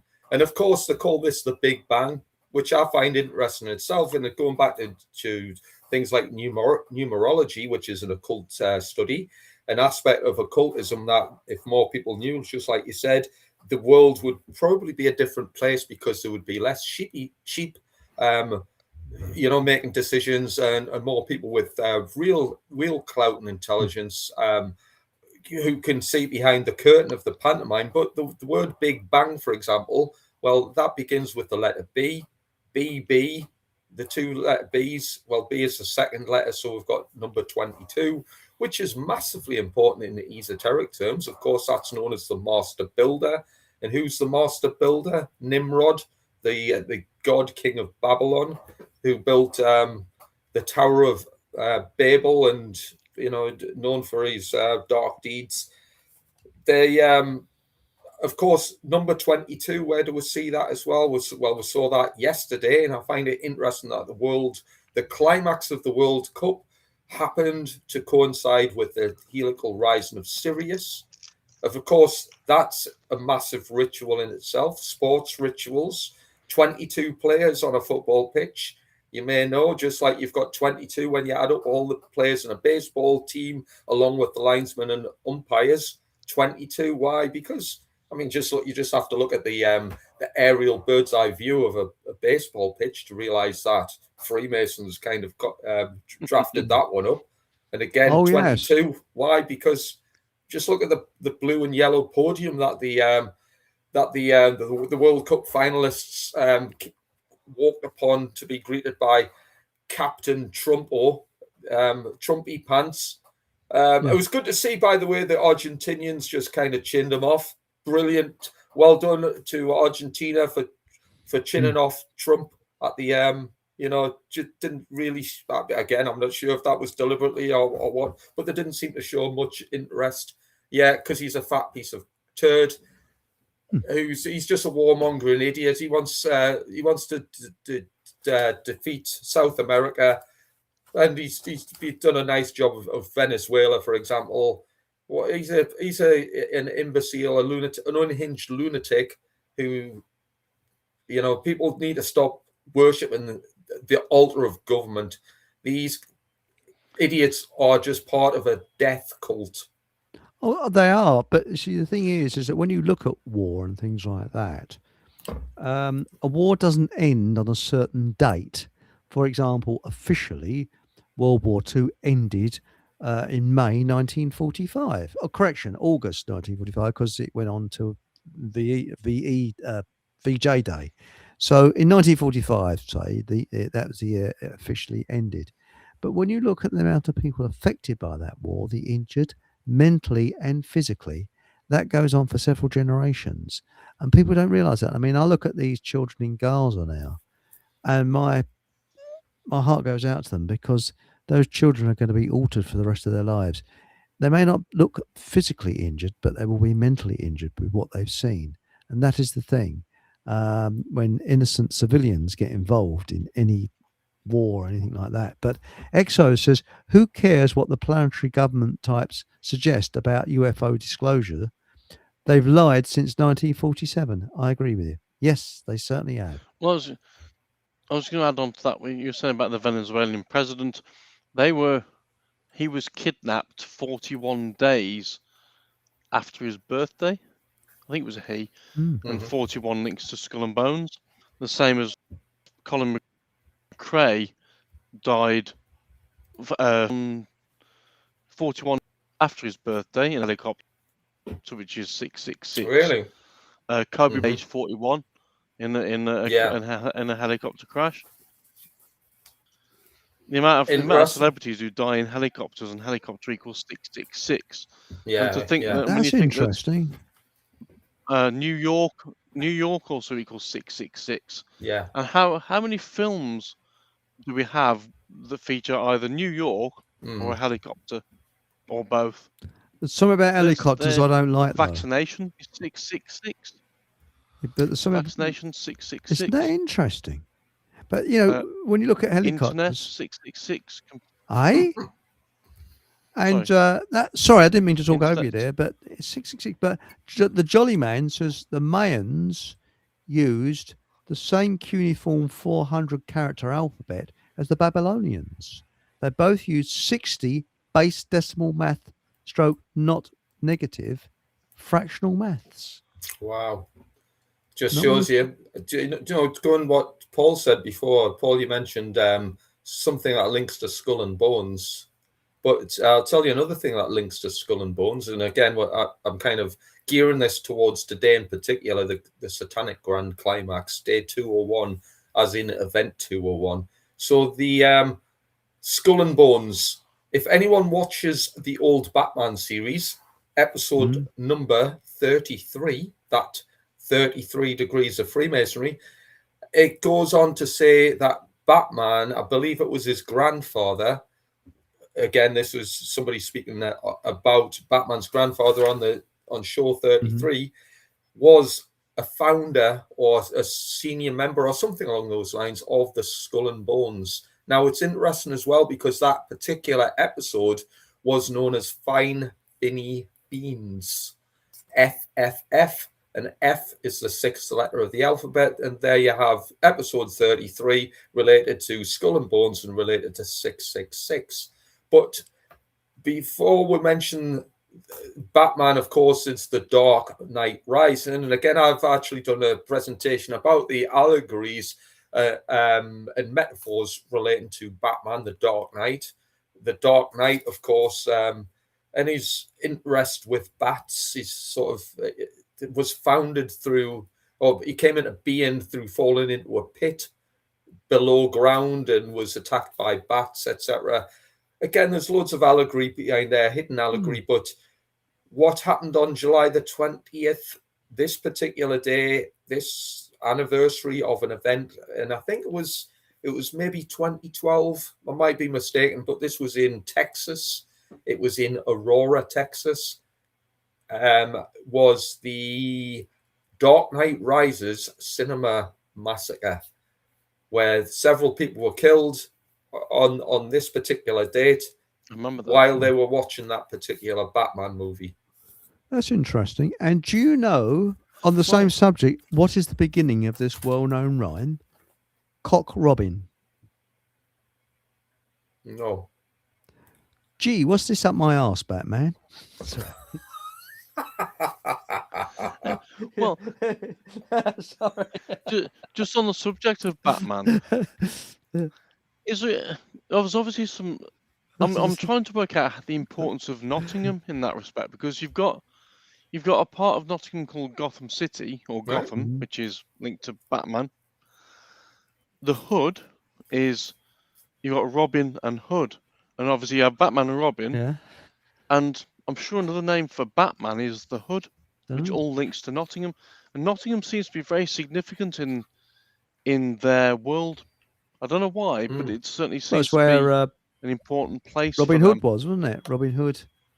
Yeah. Yeah. Isn't that strange? Robin Hood links to Batman. Interesting. Because obviously you've got Batman and Robin, Gotham, and the Hood links to Batman. I don't know what the link is, or the importance of it is. Mike Mantis says the Rock Ape story is a good one. Yes, and I did a show on it about 2 or 3 years ago. If you look it up if you go onto YouTube, my YouTube channel, and you look it up, I did about must have been 2 or 3 years ago, all about the Rock Apes, and did quite a bit of looked up quite a bit about it, and it was quite something, Interesting. Can I answer a question, Eric? Because certainly, Asperger's as fudge. Beg your pardon. He had a question for me. He said, "You say God-given rights," because I mentioned that earlier. Because that's what government are doing. They're destroying all of our God-given rights. And if anyone doesn't know that, then where have you been, especially in the last 6 years? Anyway, but he then goes on to say, "How do you perceive God?"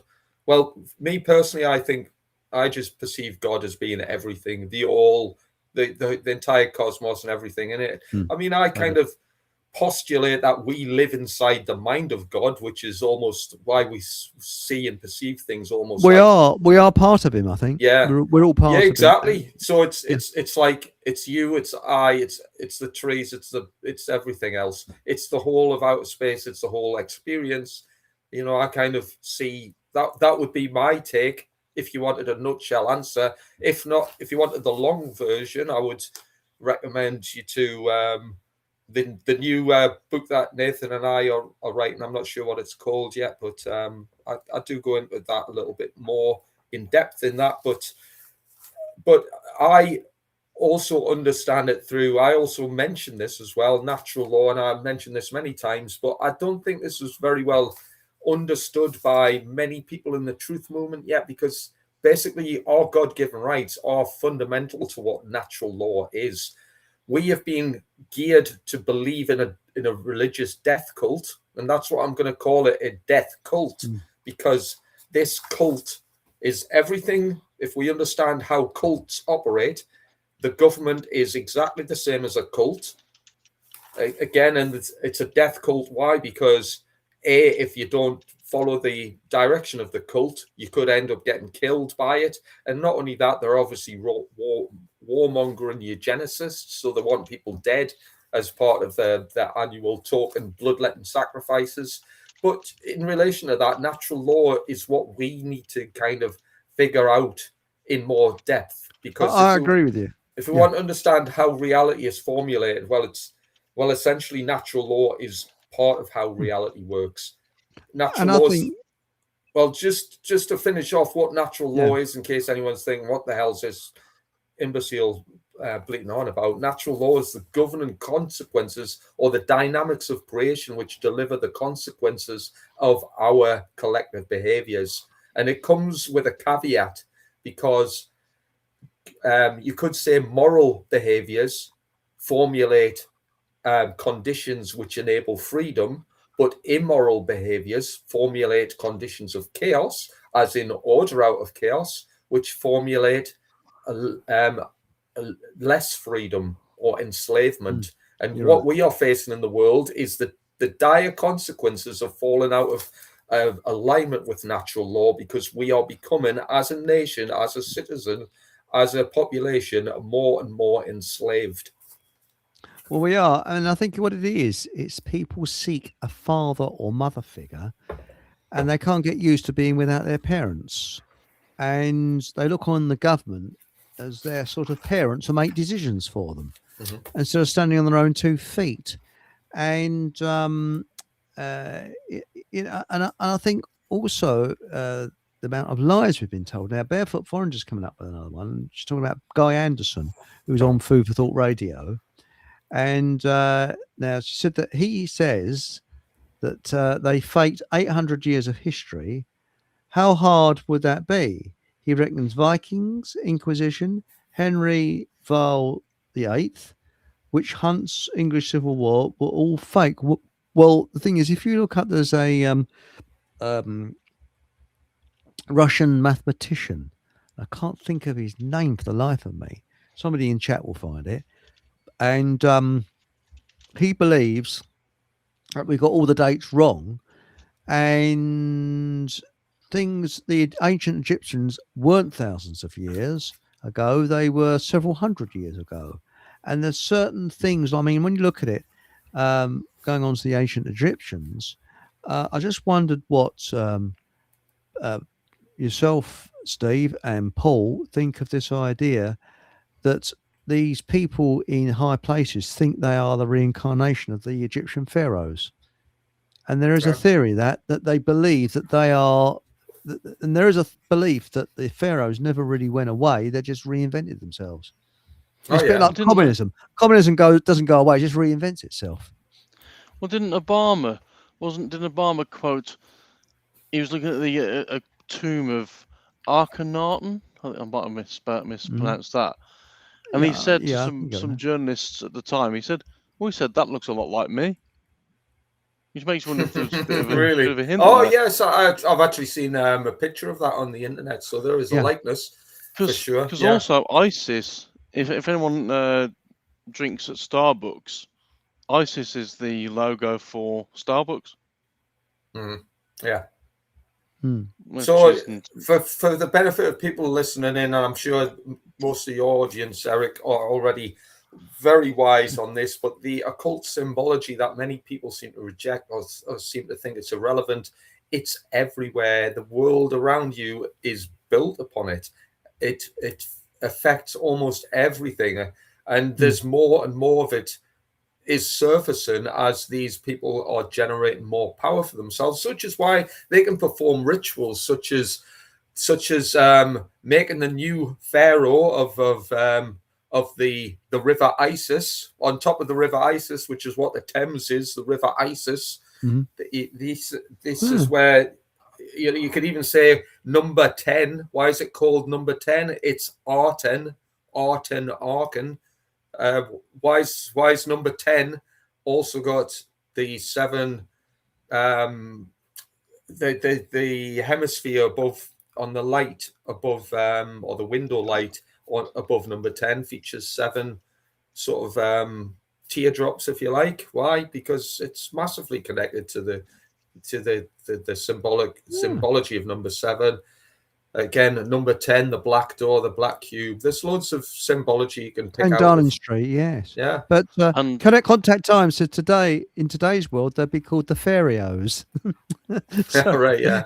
But the new pharaoh has been elected, or I say elected, he's been announced today on the Satanic Grand Climax. And in the window of the door to number 10, you've got the black sun. You see the lines of the black sun in each of the windows, or half of it. Which inside 10 Downing Street is the Masonic checkerboard, by the way. I don't know if anyone else has been in 10 Downing Street. I've seen it though on film, but you see, I said, was it Blu-ray believes the pharaohs were the Anunnaki? Maybe, but. You know, when you look at people like the Rothschilds, look at the backs of their heads, they're like conical. They're a little bit different to ours. And if you look at, I'll tell you another one, Prince, not Andrew, the other one, William. He's got a funny conical head. You know, William looks very much like a Rothschild. He does. They reckon that's his father. They reckon that is his. I think William is a Miltman's. And so I assume the Miltman must have been a Rothschild member. William and the other one was it Hewitt's? Hewitt was the father, because let's face it, she was she got around a bit, old Diana, didn't she? Well, Diana, of course, is the modern equivalent, or certainly the Roman equivalent to the ancient Egyptian pantheon goddess of the moon, which is Isis. Isis and Diana, of course, are the same thing, but just from different cultural backgrounds. And of course, we've got the modern day version of Isis, which was Lady Diana Spencer. You know, ancient mythologies come back to life, but we see this time and time again in our sort of modern culture. But because we don't understand the allegories, the esoteric natures hidden in plain sight, we kind of brush it aside. But Paul mentioned that a lot of people just either pay lip service or totally ignore the likes of numerology and gematria, but they'll also ignore things like the tarot, the Kabbalah. They'll also ignore things like etymology. Why?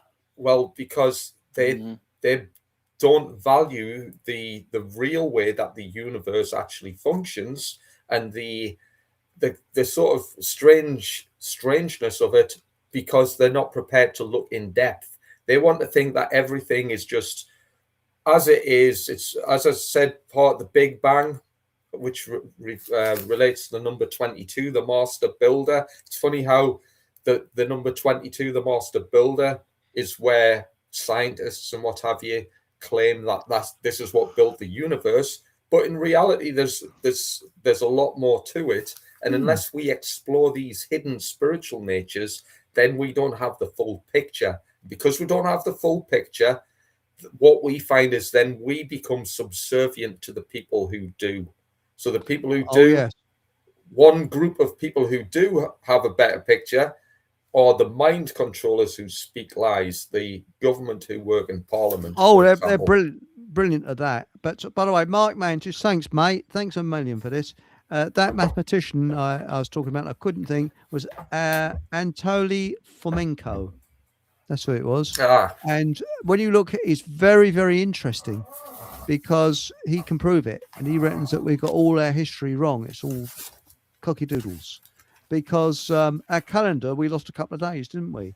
And with Guy Anderson is not popular on Archaic Channel. I was shocked. Oh, yes, I do think the timeline. I still think the timeline is out. I still think. I mean, Steve, you do a lot of foraging. When would you expect blackberries to be out on bushes? I was actually eating some a few days ago. There was some early. I mean, I would say this early in the season. I'm no big expert on it, but it's usually about like September, October. You'll see. That's what I would have thought. July. Yeah, they're out now. The bushes around here. Same here. Yeah. And I'm going to go out blackberrying.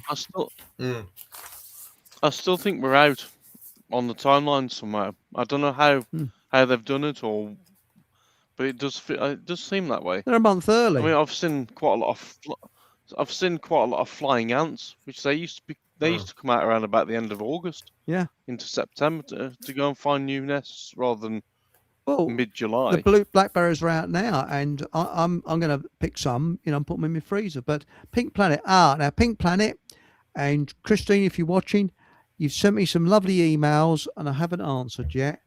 I haven't forgotten you. I'm not ignoring it. It's just I've been a little bit. I've had a huge workload recently, but I do believe in answering everybody's emails. So thanks for your emails, and I'm sorry I haven't replied. So thank you, Christine, and thank you, Pink Planet. But please don't think I'm ignorant, because I am.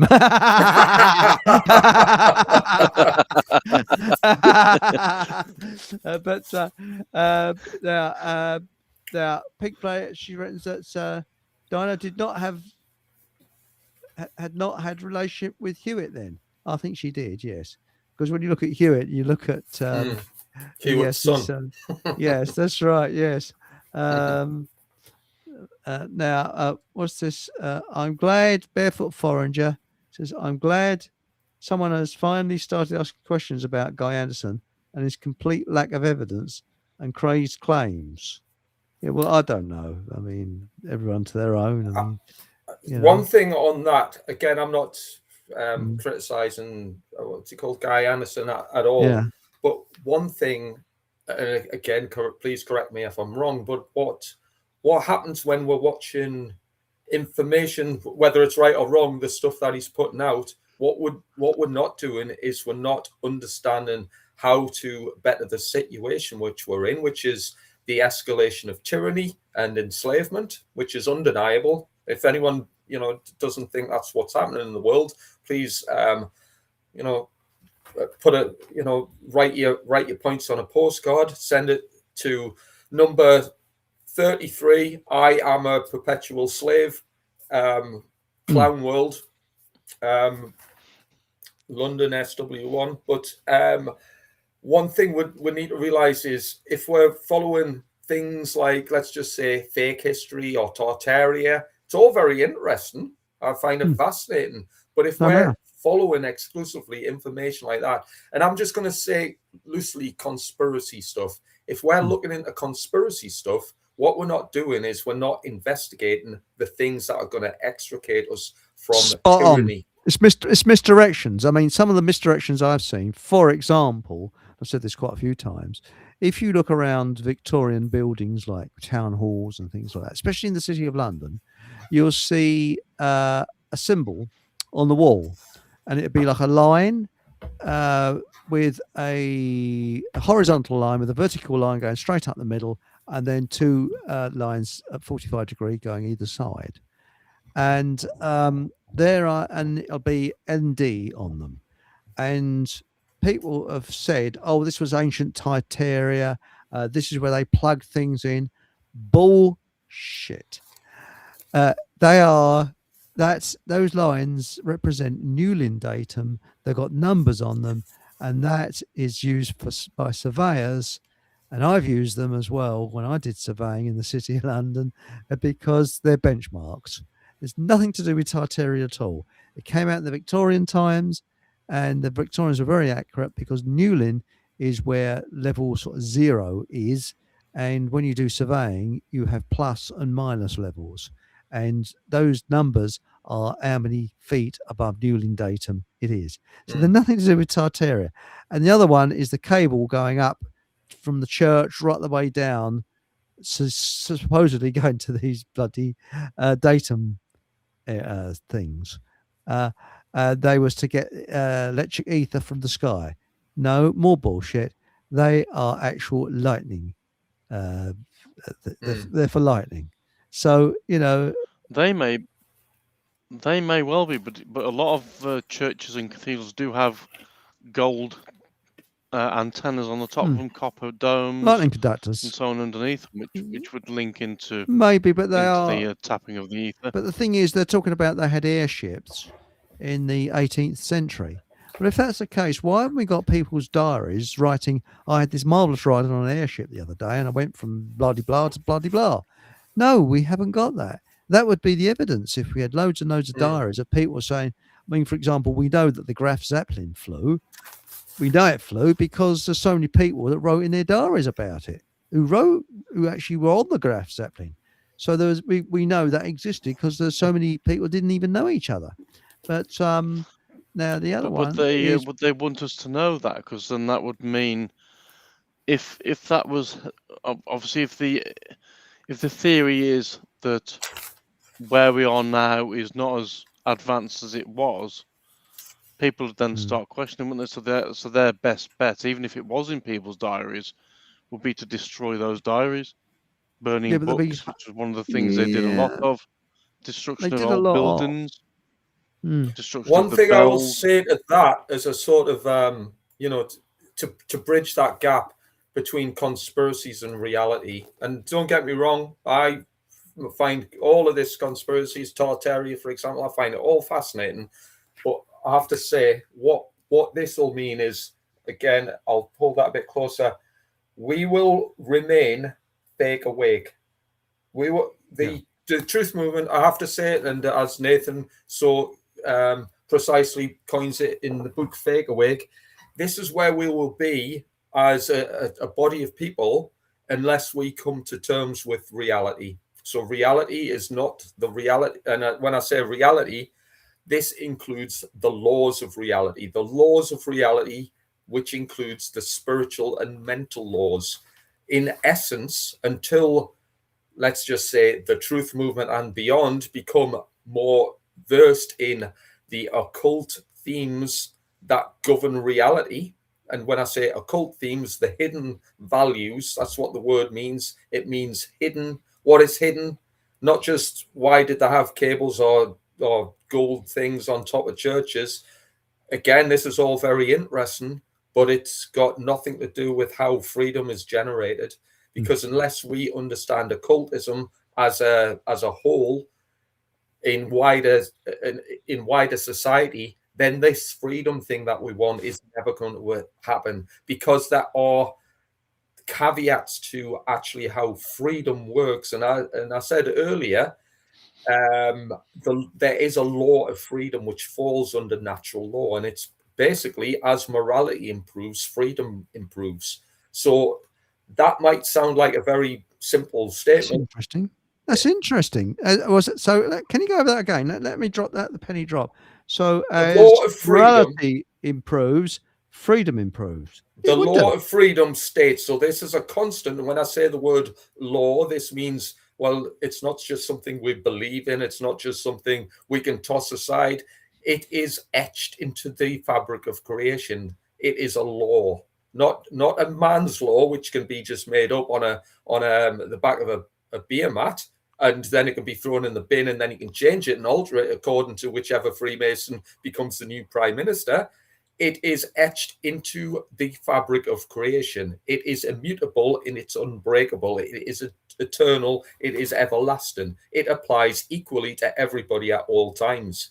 This is the laws of nature. So the laws of nature, for example, also include what we will understand of as the Hermetic principles, such as the law of, well, mentalism, vibration, polarity, gender.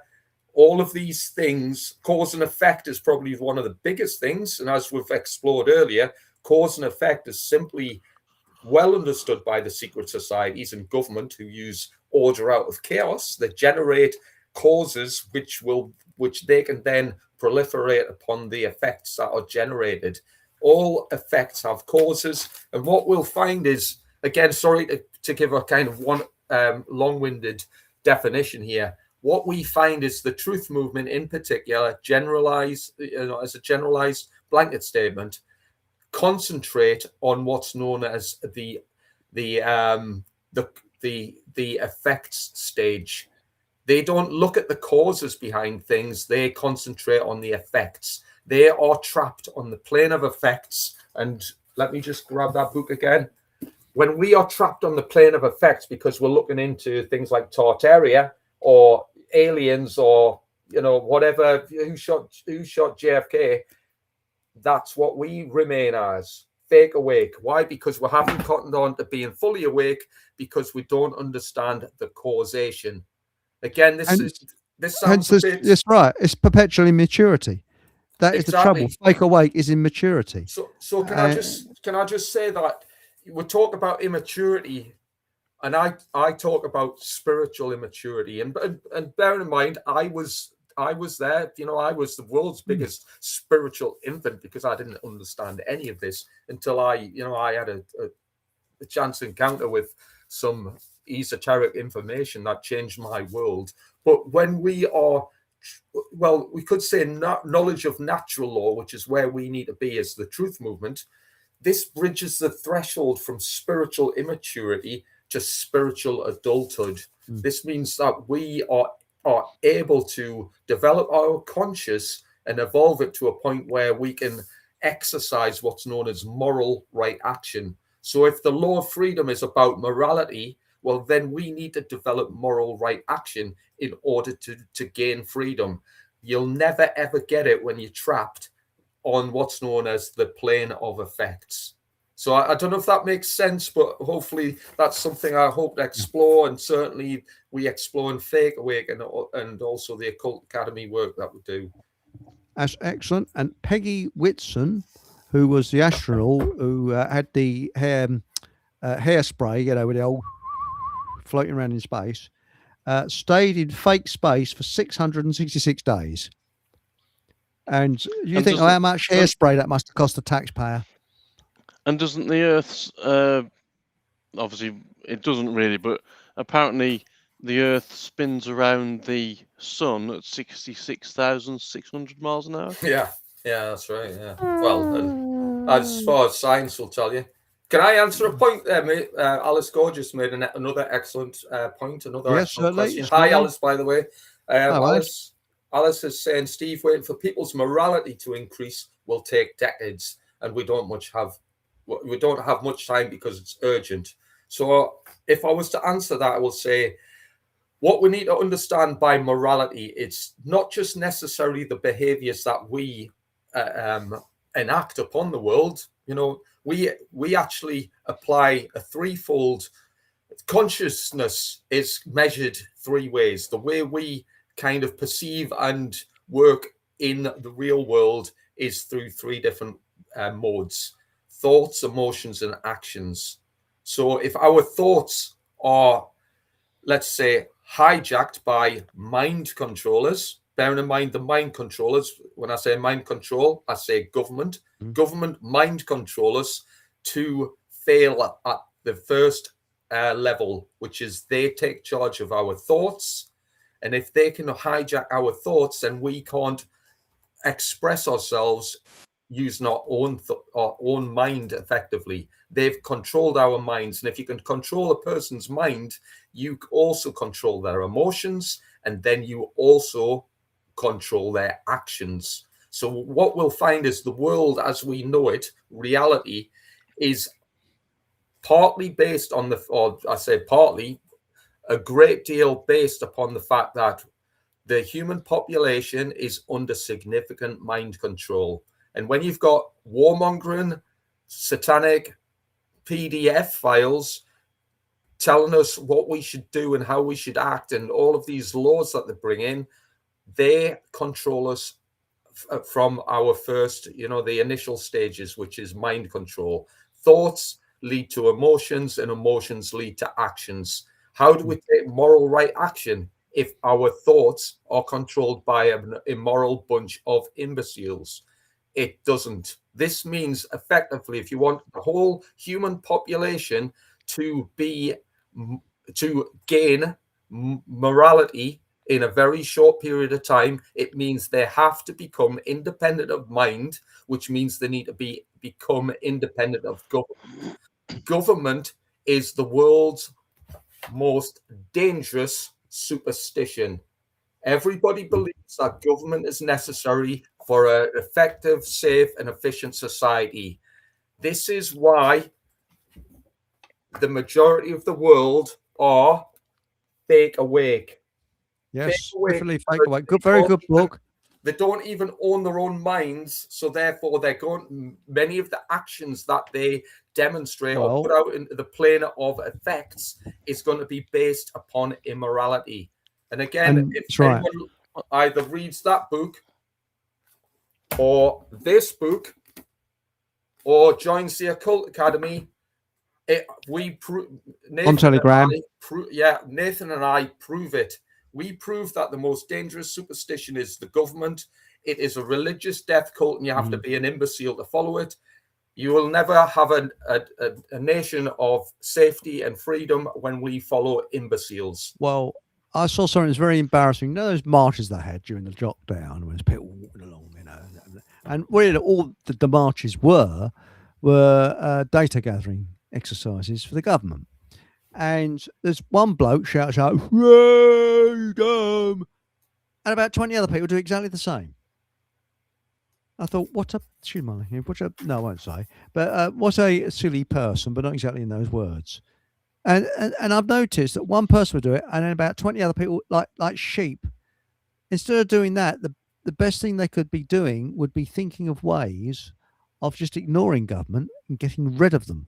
And what we're going to do when we've got rid of these people. And I was talking to Robert last night, and I wasn't aware of this, that Belgium apparently did, was it 6? Do you remember that, Paul, when he said Belgium had 6 months without a government and everything just moved along, now Stephen Truthseeker says number 10, this is 10 Downing Street, in numerology is also number 1, which is the number of the magician. Yeah. Now that's interesting. If you've got if you're in reduction, so J is a letter 10, and in reduction you reduce it. 1 plus 0 is 1. But interesting that J is the number 10 or 10th letter of the alphabet, and the guy who boarded the train going down to Huntingdon and did those stabbings boarded Coach J of all of them. Of all the ones he could have chosen, he picked that one. In regards to what you were saying about the freedom thingamajiggies, the protests, I did a few of them back in 2020. It was as much for the atmosphere as anything else, and trying to wake the masses up. Yeah. They were quite powerful. And I was going to say something else on that as well. Well, the mind control thing. Yeah. Of course, it's not just the government, is it? It's also, I wonder how many billions of people have been watching the football over the last couple of months, which is complete mind control. Because again, they're satanic rituals, and there's a reason why the Man United are called the Red Devils, and that's a good way of distracting people from actually doing anything. And of course, especially the fighting age males. And in a month's time, we're going to have the Muppet season starting again, where people get drunk and watch 22 blokes kick a ball around the field. So you'll notice in any other walk of life. You'll notice just on that point, the President Donald Trump was dishing out the World Cup trophy, etc. Why is the president? Fair enough, it's a big event. I totally get that, but why do you get government officials at big sporting events? Why? Because it's bread and circuses, government, mind control. It's about entertaining That's right. and training the masses into mind control. Well, sports and is especially big sports, which draw a large attraction amongst, as I said, fighting age males, the men of this world who could actually stand up and defend their children if they actually grew a pair of bollocks and they grew a few brain cells. And I mean, many members of my family are massive fanatics of football. They've all had because they're all Dumbos. Again, this is the Darwinian Awards. They'll go to probably billions of football fans around the world because, and no disrespect of people like football, I'm not a big fan myself. But if that's where our attention is flowing, well, don't expect to be getting freedom, because freedom is not generated by becoming fixated upon a bunch of blokes kicking a football on a grassy pitch. It's generated through obtaining moral right action and putting it into effect upon the physical plane. Well, that's it. I mean, the thing is that, by the way, Pink Planet said Diana had a relationship with Hewitt after she had Harry. I don't know. I wasn't underneath her bed at the time. Sort of. Hang on. Oh no. But there are people though that are doing positive things. For example, Paul mentioned an organisation, and there's one near me called Cabby. And it's ca-britishisles.com. And it's a very interesting website. But there's something I do have a problem with. I like it, but there's one thing, and I might actually ask them about it. That's ca-britishisles.com, all in one. And that is, they've got peace officers, which is a good idea, PEACE. But these peace officers wear uniforms, and I'm a bit like a dog. I have a strange thing about uniforms. I think the Americans got it right with the sheriff. The sheriff wore the same clothing as everybody else, but when he put that badge on, he was the sheriff, and his job was to protect the underdog. And then when he protected the underdog, he took the badge off and he was with the rest of the people. And once you put people in uniforms, you got a problem. Because then you get ranks and then you get leaders. Now, leaders, there's natural leaders. For example, if a bunch of us were dumped in the middle of nowhere and you came along, Steve, you would lead us because you have the knowledge to get us out of that nowhere place. We wouldn't. We'd be wandering around ever decreasing circles. So, yes, you would be right for that time. Leaders are there at the right time. But what gets me is these bumholes in government who couldn't even tie up their shoelaces, I don't think, telling me how to live my life. No, I know how to live my life, thank you very much. But in certain situations, yes, we do need some form of leadership. Like I said, in a survival situation. Supposing all the electricity went out, well, I'd like you living close, because then you'd know how to survive whilst everybody else wouldn't. You know what I mean? Interesting you should say that. I guess we are in a survival situation, and you talk about. I mean, if I was personally took it upon myself as a responsibility for leading people into safety, well, what I would say is that if you want to improve the outer world, we have to improve the inner world by being able to understand the occult values, the moral philosophy that enables us to undertake moral right action. And at the minute, because we're entertaining ourselves on fake awake bunk, and again, I'm generalizing here, but largely that's what members of the New Age, members of religious dumbos, the even bigger religious dumbos who believe that the government is the answer. I mean, I've got to say a big fat buffoonery to anyone who thinks the government is a force for good. It's never going to happen unless people become anarchists in their own mind. That means there is no external masters. That's what the word anarchy means. It means no masters. And when you've got no masters, there is no slaves. There can't be slaves when there can only be slaves rather when you have got an external master, because then somebody puts a demand upon you. And if they put a demand on you and they tell you how to live your life, that is a claim of ownership. That means if somebody claims ownership of you, that means you become their possession. That means you don't own your own mind. And that means if you don't own your own mind, you can never, ever, ever, ever till the end of time and hope to ever enable moral right action. Because ultimately, and again, this might sound confusing, ultimately, if you can't exercise your own conscience, then you can't understand at a core level the difference between right and wrong. And if you can't understand that in your core being, then you cannot ever hope to be a moral person, because you cannot understand morality. And if we want the world to change quickly, you know, it's not about necessarily changing what you are as a person, because I'm sure most people would regard themselves as, you know, fundamentally nice people. But you can't be a nice person or a moral person and pay theft contribution.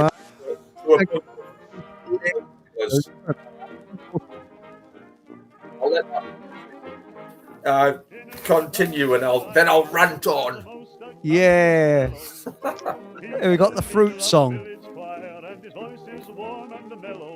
He drives a fruit cart around the street and everybody knows it. He doesn't sing or rave about his fruit, he simply blows it.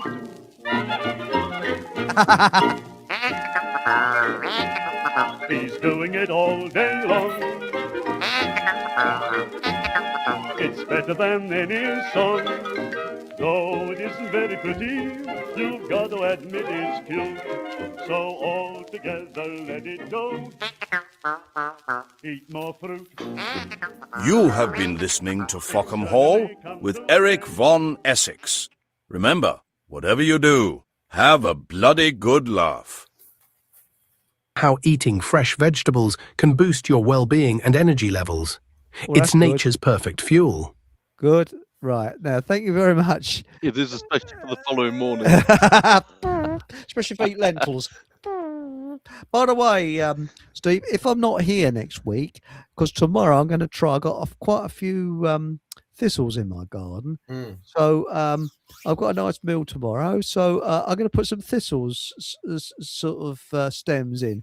So if I'm in intensive care having my stomach pumped next week, I know that the information wasn't particularly good. You should be all right. Make sure you cut the prickly bits off before they stick them in your mouth. Oh yeah, I'll do that. Yeah, whatever you do, Chris, don't go down the hospital and say I've got a prick in my ass. Yeah. Oh, have you really? Oh, that's nice. But it'll bring tears to your eyes if you fart afterwards as well. So. Well, it's like the dinosaur they found that used to eat porcupines. They called it a megasaurus. But anyway, I was actually went to Miles the other day to have a top up of tablets and that, and I was sitting in his shop, and I was thinking that when folk do things themselves, like for example, let's be conventional for a while. Suppose you, I don't know, got a spot on your nose or something. You went along to see the quack. Now you're told that this person who you've never seen before in your life is highly qualified.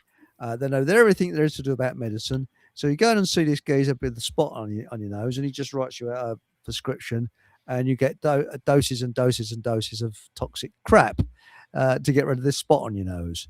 Which the first question the doctor should ask you is, what's your diet? That should be the first question, or what have you eaten? But anyway, that's besides the point.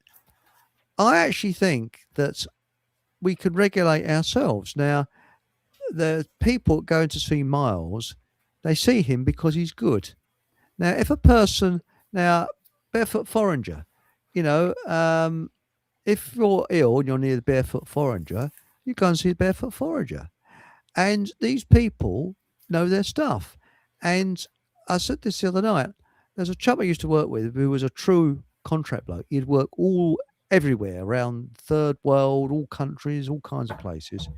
And he always ate out at on street food. He always had street food.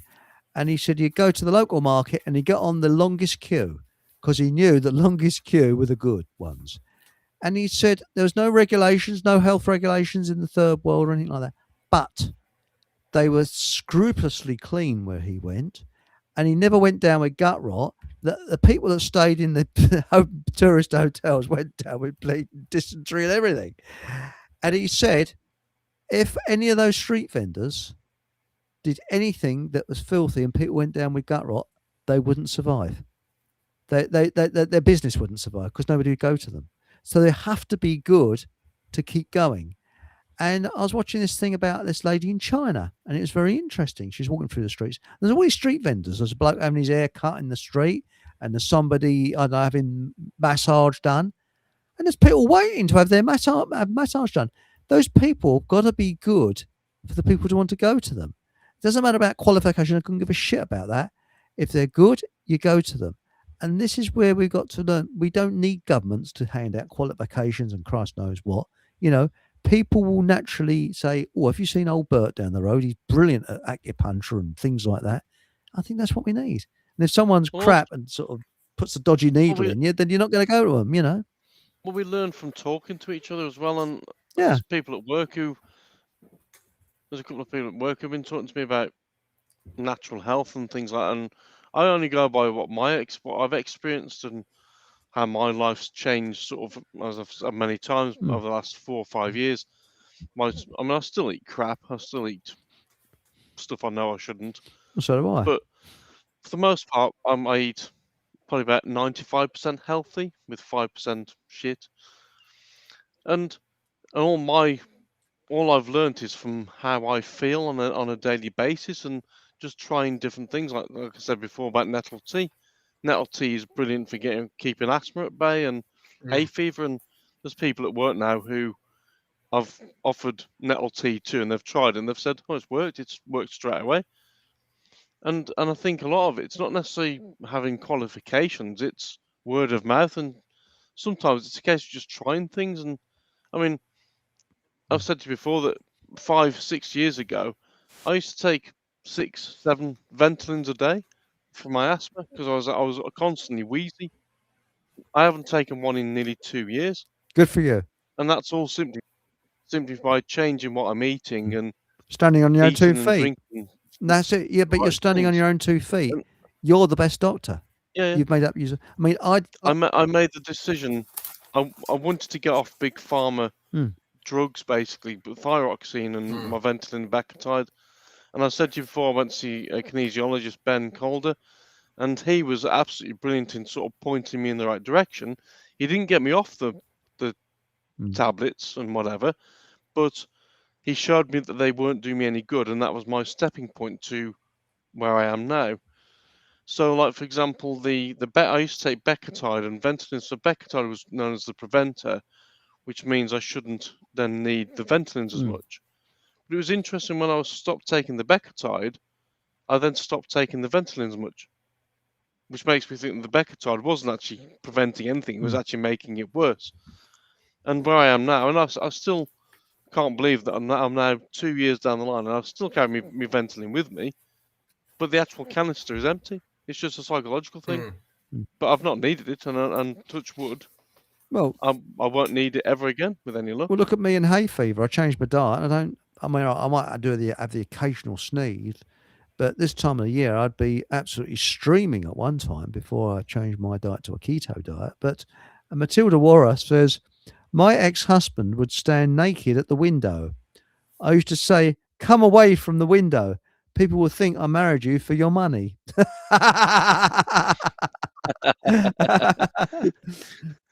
But was it? But the fact of the matter is that, sorry, I'm looking down the chats. We don't know our enemy, and in any war, I mean, I'm not a military person, far from it, but every war has been won by knowing your enemy, and we just don't know our enemy. What's your view on that, Steve? You still there, mate? You're frozen. Steve, you're frozen. Still there? If somebody doing an artist's impression of you. Yes, it's quite a good pose. That is. Yes, he's gone. Oh well, that's life. Dave, is it something? Hang on it. Yeah, I did put deodorant on. Yeah, right. yeah. Is he back? No, he might have disappeared temporarily. Yes. He's just. Hang on, let's have a look. See, I'll have a look. See if there's any. No, there's nothing happening. He has disappeared. Yeah. Oh, yeah. But I do think it's important that we just talking to each other about health and well-being and passing information on. I suppose that's one of the things I noticed with the numerology stuff is there's certain people out there who have websites where they try and make money out of it, but to me it should be free. A bit like understanding health and all that sort of stuff. I don't expect to get paid because I'm trying to pass on a bit of knowledge for somebody else to learn. It should be free, and rather than making money out of things that needn't be, that's surely ego driven. If I'm trying to make money out of it. I know what you mean. Yeah. A Pink Planet said, I've been in Miles's shop when a fat lady said her knee hurt. He told her a supplement. I said, just lose weight, not brain surgery. Well, yes and no, but the thing is that it could be anything really. It's funny where Steve's gone, isn't it? I think he's had a It's a bit like the bloke who went to the doctors and he said when I touch here, he said, God, the pain's terrible. And he said, if I touch there, the pain's awful. And the doctor said, yeah. He said, you've broken your finger. Oh dear. Oh dear. Well, I went to the doctors with genetic diarrhea. He said, there's no such thing as genetic diarrhea. I said, look, I dropped my jeans. I said, look, it's in my jeans. Sorry.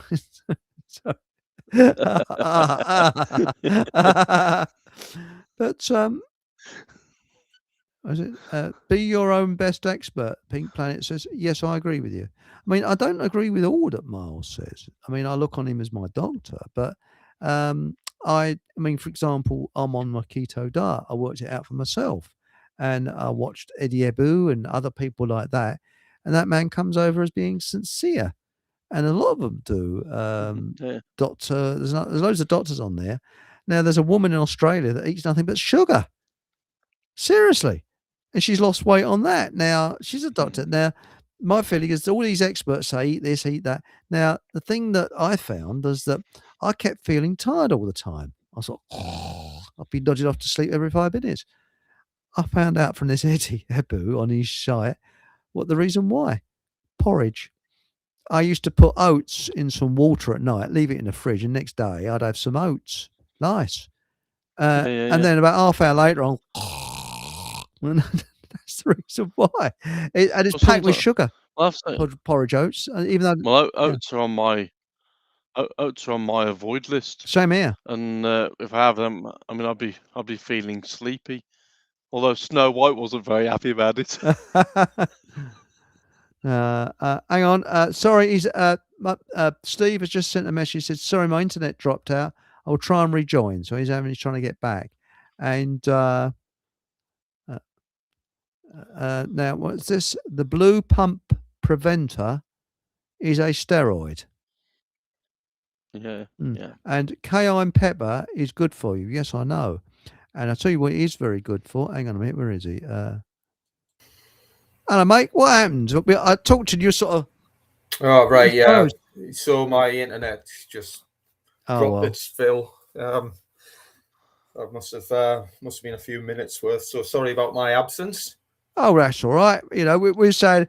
We talked about you, don't worry. Yeah, don't worry. I talked about I'll you. watch the replay. Oh, shit. I better quickly erase that then. If you just dropped me that 20 quid over, Chris, I told you I was right. Yes. Would 30 Fock Bobs suffice? You can buy for Can you make it 33 so it's Freemason related? Oh, that's a good one. Oh, I'll have to give a funny handshake for that, though. Sure.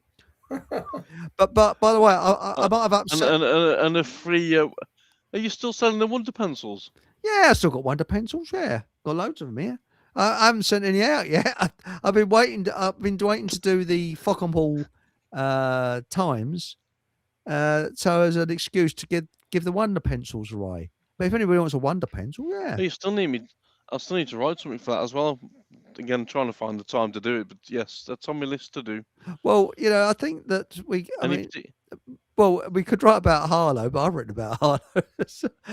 I was actually thinking of the non-tourist guide. Although it take 2 words, and the second one's whole. But what do you think about that, Steve? The non-tourist guide, places you don't want to go to, like Bognor or on a wet Sunday afternoon. All right. Well, I think Waltham Cross. That actually. There's something about the Waltham Cross car park that looks like an H-bomb shelter that's been built upside down. It's funny. I don't know if there's a connection here, but many of these places seem to all be down south, whereas it's awesome up north. Alex Gould just said this anti-establishment squad have taken Steve. That's when. They've realised I was a lost cause, and they've just told me to crack on. I don't know. The last kind of bits I remember hearing was when Paul was talking about health or natural health remedies and stuff. I don't know if you'd moved on much from there, but I was thinking at the time, well, exactly, a load of people are coming to kind of realise that natural health should be at the forefront of our sort of health. I agree. Health plans, etc., because we realise there's actually something more to it. But equally, and then this is the kind of bit here, we should also be doing the same when it comes to our organisation of society, because natural laws, the laws inherent to the universe, enable us to have a natural process to the way we function as a society, which needs to teeter towards freedom, as opposed to teetering towards slavery, which is what happens when we mess with the laws of creation, when we try to use artificial or man's law, i.e. government, to tell us how to live our lives. So hopefully that's something that we can take from that I as well. agree. And I think also, when you look at things that people did in the past, like beautiful cathedrals, beautiful churches, they put their heart and soul into it. You can tell the beautiful artistry that people had. Houses. You can look at the Edwardian times. Everything they did was a work of art. And Aunt Sally said, "Hello, Aunt Sally. People with true addictions, like fat people that are addicted to junk food, will deny that anything they eat causes their health problems." I agree with you. Yes. And Pink Planet said, both her knees hurt. Miles did not want to tell her to lose weight, Chris. Well, sometimes it probably is pretty best to say, look, you're a fat cow, lose weight. Sorry.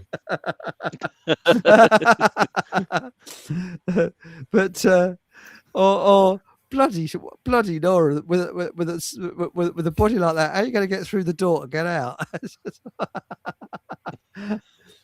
But now, Barefoot Forager, are we, I assume, talking about porridge, Barefoot Forager? They can irritate your gut, but there's lots that will counteract that. I agree with you. There's what's his name? Dr. Mandel. Hi, I'm Dr. Mandel. He speaks like that. Very strange voice. And he says, porridge oats are really good for you. Whereas there's another doctor that says they can tear the lining of your intestines. So, if you gut. So I take it, I knew why I was falling off to sleep. It was the oats. So I just stopped eating the oats, which I actually like oats. Oats, sadly, very sprayed, were used to fatten people up historically post-illness. Yes, and they're used to fatten horses up as well, I think. See, when I was younger, I used to remember. Do you remember Ready Breck? I used to love Ready Breck. I remember Ready Breck. I used to do a golden syrup one. That was. It was just shit, basically. All it was sawdust that they'd swept up off the factory floor, but it tasted nice at the time. What's that? That's right. What's this? If I could change the colour, this is Mike Mantis, of one of the 7 dwarves, I would die happy. Excellent.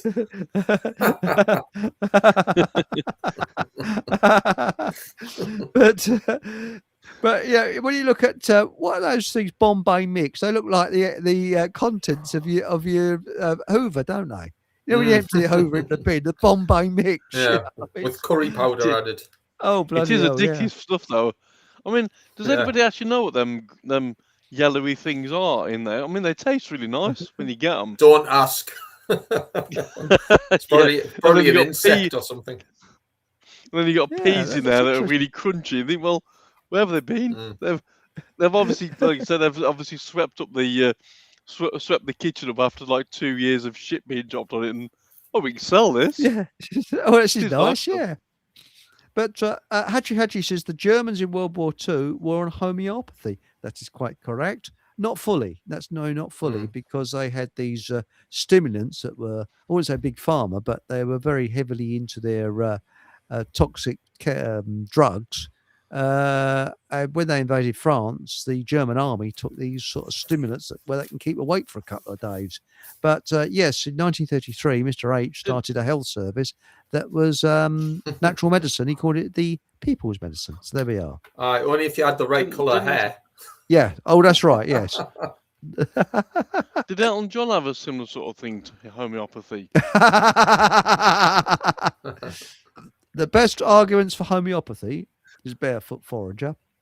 For me, is that plants get fed homeopathic remedies to grow massive. That's not all in their head. You've got a very good point there. Yes, that's a good point. Now, what's this? Mark Manty says, as a child, I lived in the Black Forest. It was hard growing up in the ghetto. Sorry. Very good. Can I mention a statement? This was going back some because obviously I got zapped by aliens for slagging them off.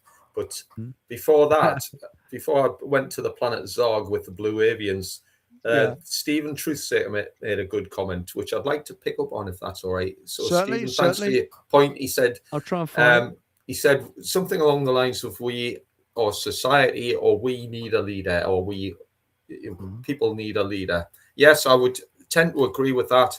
And to expand upon that, the only leader that we need is ourselves. But we need to be in a position where we have undone the brainwashing so we can come to take charge of our own mind. So, for those who aren't familiar with the term brainwashing, I'm pretty sure we've probably all got a good idea, but it is systematic and forceful pressure which enables us to adopt a belief or an attitude. And as I said, that belief or that belief system or attitude is geared towards establishing a death cult as our lords and masters. You know, I like the phrase that Larkin Rose makes. Larkin Rose, who is a modern day moral philosopher, wrote the most dangerous superstition about government. And he says that government should be seen as the most evil people in the world. I agree. Because that's what they are. These people have, you wouldn't have warfare, for an example, without government. You know, numbers like myself and my former workmates would all be doing more morally leaning jobs if there wasn't a government for a kickoff. But brainwashing is about it's basically being forced to accept a belief system, i.e., a cult system. And also, I believe that people have got to earn respect. And when I say earn respect, I respect elders who are wise. I expect wise people. In a survival situation, as you would obviously be leading us, a group of us, yes, totally respect you because you have knowledge of how to survive. Now, and we've all got different skills in different ways. And that's the thing. And people in the society that we are saying without government will be doing what they want to do. And I mean that in a good way, not a bad way, instead of what they're forced to do. I mean, how many people are in a job of work that they absolutely hate and they're wasting their life doing that job that they hate? When you think about it, there might be marvelous artists, there might be healers, there might be anything. like that. I've said many times on here that it's the slave system that we're in that causes us to do the jobs in the first place. I mean, we are the only species that have to work to live basically where we are. Yeah. And without that, we'd all be free. And I think it's less that we need leaders and perhaps more guidance in things. So I still consider that if you've got leadership, then essentially all those people that are below you are still slaves. Whereas if you've got a bit of guidance, you offer a bit of guidance on. Obviously, Steve, you'd be the guide to show us, obviously, foraging and things like that. Chris, you'd be. But that's a good point, because I mean, we accept leaders who tell us what to do without having a chance to think for ourselves. This is what government leadership is. But a wise person, or you could say wise leadership, is about giving people that, a very well delivered incentive to follow a certain behavioral pattern. It's not forcing them. I mean, the government does not suggest that we do something. They use threats of, well, ultimately, it could be threats of death if we don't comply. It could be threats of arrest. It could be threats of imprisonment or fines. That's force. That's violence. All of what government will offer us through their leadership campaign is violence. We have to comply. That's right. But, for example, the only thing you do now is a ton of paperwork if you go along with the establishment. I was listening to, what's his name now? This chap, he studies the economy. And he said, I'd never start a business now. He said, there's too much paperwork and there's too much bureaucracy. And again, when you go to these third world countries, people can just get a stall and start, selling stuff. Yeah. Doing stuff. Why can't we have that? Well, why can't we be like that? We can, but the reason we can't is because there's too many people believe in a dangerous death cult. They believe that this, and the power. If we just talk about what government power has, the power of government. Well, where does it get its power from, and where is it, and can anyone get it? Well, the power that government have is what? It is completely based upon illusion, because the power that they claim to hold does not exist. You can't go to the power factory and ask for the power that government yield. They can't. They haven't got a magic stone or a jar that you rub and the power comes out. It's all based on mind control and illusion. So it's a bit like the Wizard of Oz. Once you realize the man behind the curtain's just a pathetic old twat, and he's got absolutely nothing apart from smoke and mirrors, then you realize that what we've got the adherence to a government spin program, which is essentially a washing machine, which is designed to wash vulnerable minds. They place our minds on a boil wash, and then they add a scoop of distractions, and then they follow it up with a permanent cycle of rinse and repeat. It's all absolute BS based on illusion. And what you've got is billions of people in the world go out in the world and they believe in the magic of government. This is why this is why we are living in an asylum. We live in a clown world full of fake awakens who don't understand their own strength. We're taking a leaf out of Nathan Allenby's book. Sorry, mate. I'll just quickly say this. He said about a cooperative in India. Now, in India, they're very, very poor. It didn't take the government to do it. There was some women that were left destitute. Their husbands had died or left them or whatever. And they had children to bring up. And what they did, they formed a cooperative. And they started, I don't know if they made stuff or did washing or something like that.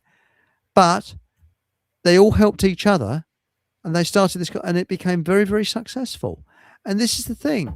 People are doing what they want to do. I mean, there was a chap in America many years ago. He was a businessman and he retired and he decided to give his money away. But he would look at cases where, I mean, there was a woman who was a brilliant seamstress, and she was very, very poor. And one day, and he noticed, I don't know how he found out, that she had a sewing machine that was absolutely knackered. And one day, this brand new sewing machine arrived at her door. Didn't know where it come from, and it just had a note. Don't worry, it's all paid for. And this chap said he earned more money by giving his money away to worthy causes like that, people that wanted to get on but didn't have the money to give them the push, than when he was actually working in industry or wherever he was working. But he'd do these things mysteriously. People would never know where it came from. He would just help people, but he didn't want all this big sort of razzmatazz saying, "Oh, I'm a nice person," things like that. He did it all discreetly and quietly. And there's an Arab sheikh that does the same. He does a hell of a lot, but not for charity, but to help people. But it's a mystery where it comes from. And apparently Oliver Reed did that as well. He paid a woman's mortgage off for her, and she went into the pub and said, "Look, thank you very much. You paid my mortgage off," and he told her to F off. But it was him that did it. And, I mean, that is true kindness. And I think that we're not allowed these things. We're not allowed to do this. We're not allowed to do that. But I actually think that without government, all our lives would be richer, not necessarily from a financial point of view, but from a spiritual point of view. I think we massively. And that's an important point, because what we're going through at the minute, I'm sure most people have recognized, is where we are in what you could claim to be a spiritual war. And if we understand that spirituality is a measurement of freedom, then you'll realize that, well, are we free? Are we becoming more free? Are we gaining more freedom? Or are we losing freedom? And I'm sure most people would recognize that we're losing the spiritual war because we're becoming less free as a species and as individuals. So the answer to this is we don't need to fix a broken system. We need to fix broken minds. And the broken minds are our own minds. And they're broken. Why? Because we've suffered the indoctrination of the government's washing machine program, the permanent cycle of rinse and repeat. What do the rinse and repeat? Well, BS for one. Then there's propaganda. Then there's indoctrination. In other words, they've trained or entrained society to become a part and parcel of a religious belief system. We worship at the altar of politics, and we believe, and again, I'm speaking as a body of people, but the population believes that the latest dipshit, Andy Burnham, is going to be the hero of the day. He's going to become our new, he is the new God. He's the new Pharaoh. Yeah. And how, I couldn't give a flying toss about it. I don't even know what he looks like. I don't even know who Rupert Lowe is. I do not give a flying trapeze artist about any of these imbeciles in government. Why? Because they don't factor into my life whatsoever, apart from they want to completely F it up at a regular basis. But just to digress slightly, when we realize that natural law is the laws of the universe that governs the consequences of our human behavior. So when we make a mess of things, natural law kicks us on the arse to show us that we're heading in the wrong direction. So essentially, what do government do on a regular basis? On a regular basis, in order to operate, the government will always transgress the principles of natural law. That means that they cause harm in practically everything that they do. And I mean, I'll read through the list of them. There's seven of them, which, seven's a magic number. It runs in line with the 7 chakras, the 7 colors of the rainbow, the 7 days of the week, the natural order, in other words. Why? Well, what are they? Murder, assault, rape, theft, trespass, coercion, and deceit. These are the 7 things that government do in order to exist. And just as one example, well, if you break one of their arbitrary, man-made, invented laws that is usually designed to monetize some, our hardships or our behaviors in order to profit them, Well, what do you get? You get imprisonments, you get fine, you get arrested, you get some sort of punishment. Well, I'll give one example of this, and I've probably used this many times. If you smoke marijuana, which I don't, incidentally, I don't. If somebody offered me one, I'd have the odd draw, but I'm not. It's not something I do on a regular basis. But I'm sure many people do, and I think brilliant. Go for it, because what you put in your own body is your own choice, not the government's choice. The government have monetized a herb that grows naturally, and have told anybody if they are caught with it, selling it, growing it, smoking it, etc., then you will be punished. You will, and you will find yourself at the receiving end of violence perpetrated by a bunch of buffoons called the government, who will tell you what you can and can't put in your own body. If you are doing no harm to anybody else, then you have caused no effect upon the universe. So therefore, at a causal level, you are standing in moral right action. If no harm is generated to any other living being, you are in alignment with natural law.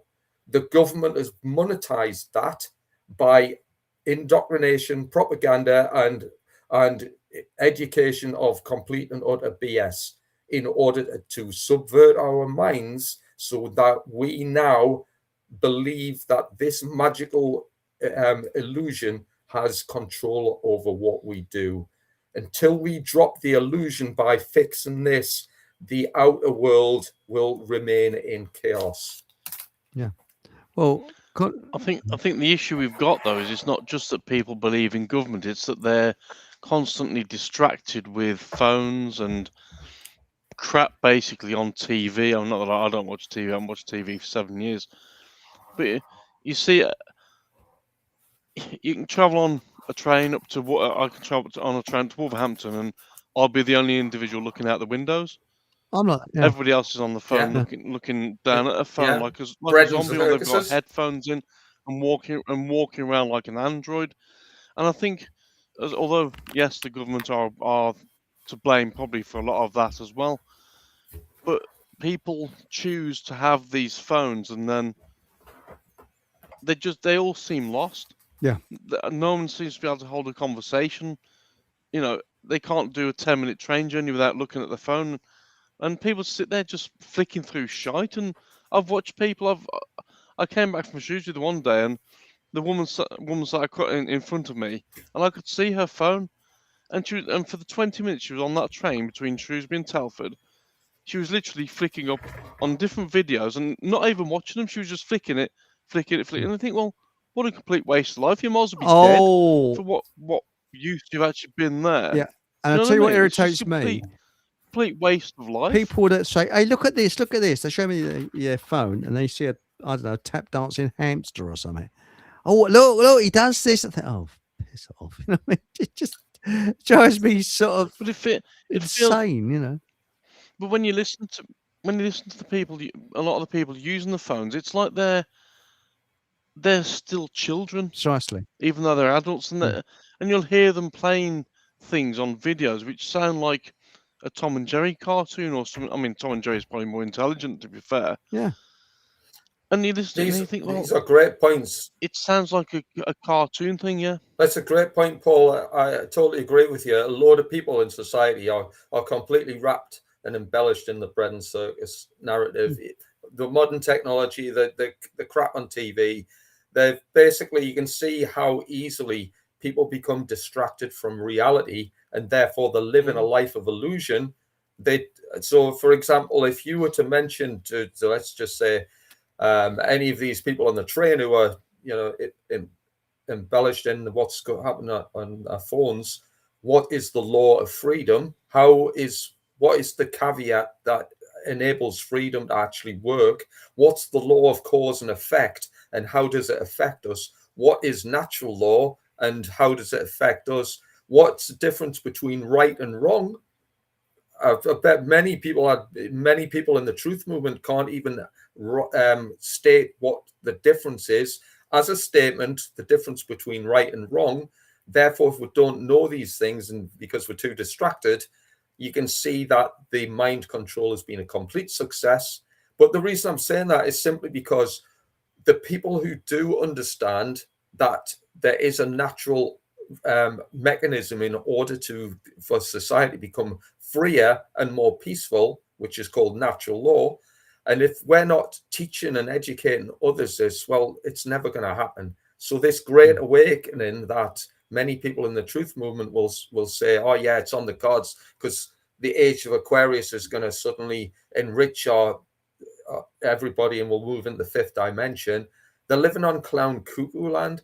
It's going to stay a clown world until people realize that freedom is driven by the law of cause and effect. And if we don't fix the causes, the effects will still remain behind prison bars. Yes. Well, Barefoot Foreigner says, controversially, I'm okay with men having leadership roles if they are in their right masculine energy and realize that women are the true alchemists that hold the power of life. Well, yes. Well, the thing is that there was a book called, what was it? Women see polka dots, men see straight lines. And women have got different eyesight to men. They can see more colours. And the reason why, what was it, Professor, what was her name now, wrote this book.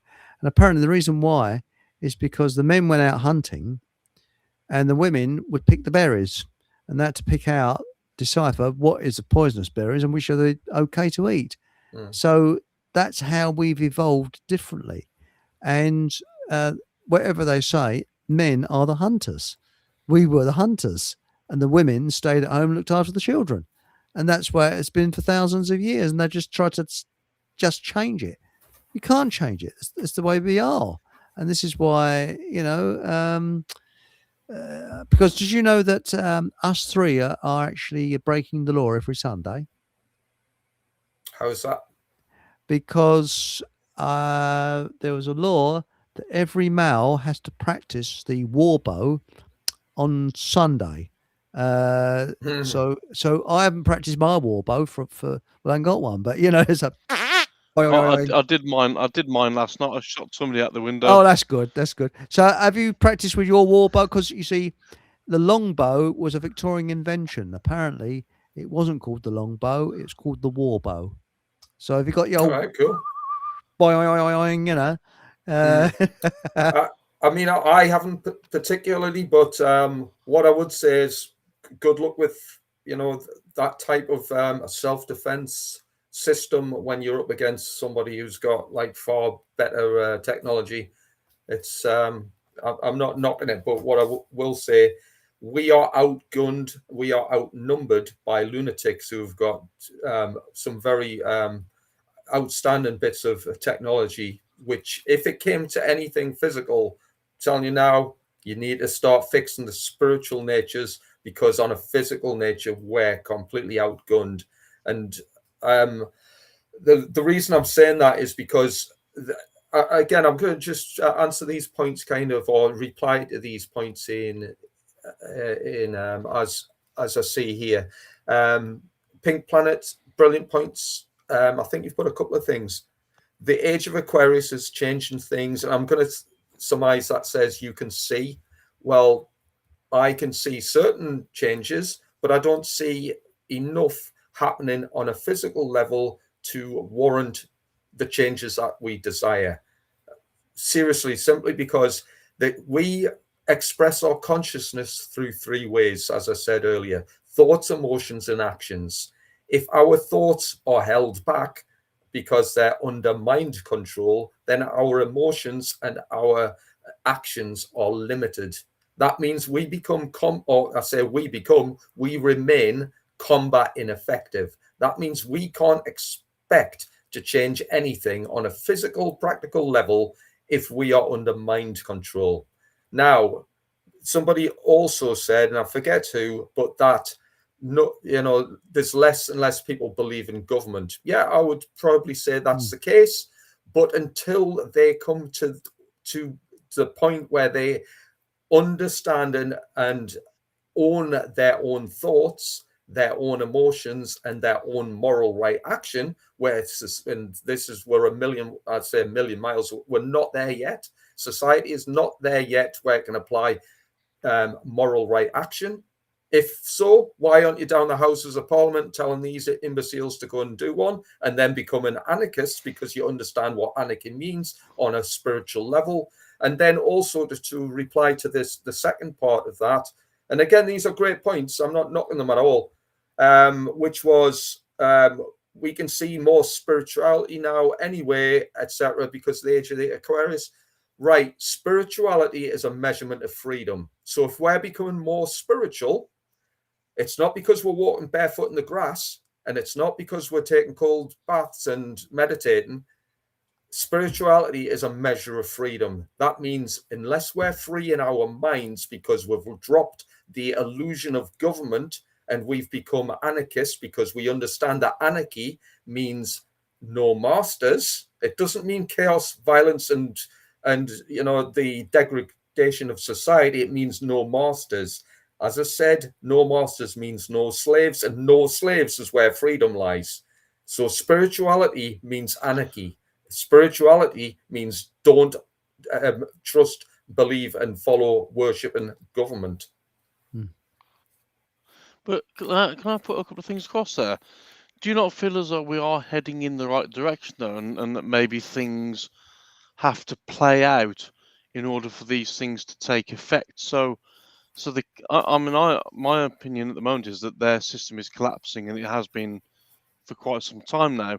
And things definitely seem to be heading in the right direction, albeit very slowly. But maybe it has to take this time to get there in order for it to fully play out for all the people who are still asleep or perhaps questioning things at this point to come on board with the rest of us. And because I guess we all wake up at different times, and I don't know what I'm trying to get to here, but what I'm trying to say is that that's a great point. If things are meant to pan out at a certain pace, that these things will come to pass, but in their own time, rather. Because I suppose it's a bit like if you're making yourself a nice meal. If you rush that meal when you're making it, you're potentially going to make a mistake and it's going to go wrong.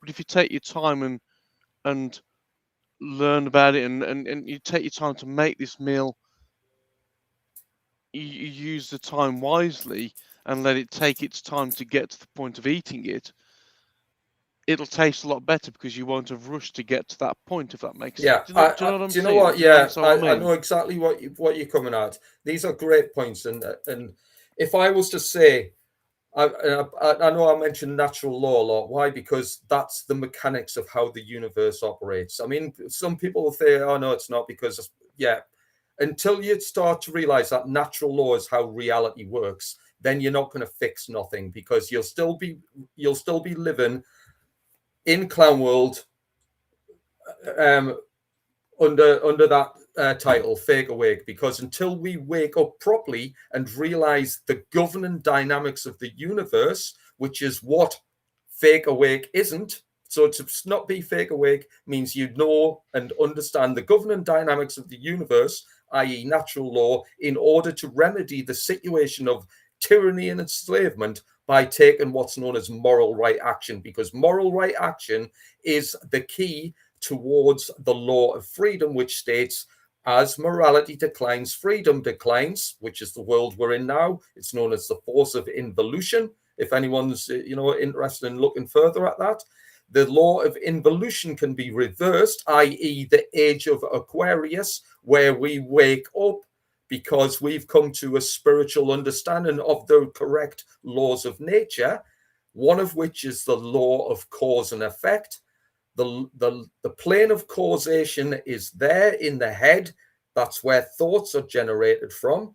And if thoughts are curtailed and held back or poisoned by an external entity, such as the government, the law of causation is controlled. That means the effect will always be generated in favor of the lawmakers, the new lawmakers, the government, or the authorities that take ownership of our minds. So if society as a whole, and this includes the truth movement, are still trapped in the plane of effects. So when we are concentrating on the effects, i.e., who shot JFK, was the moon landings fake? What are the Freemasons doing? Oh, look, they've elected a new government leader. What we're not doing is we're not fixing the plane of causation.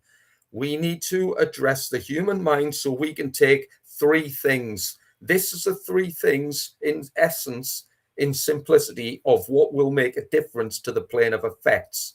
Self-ownership.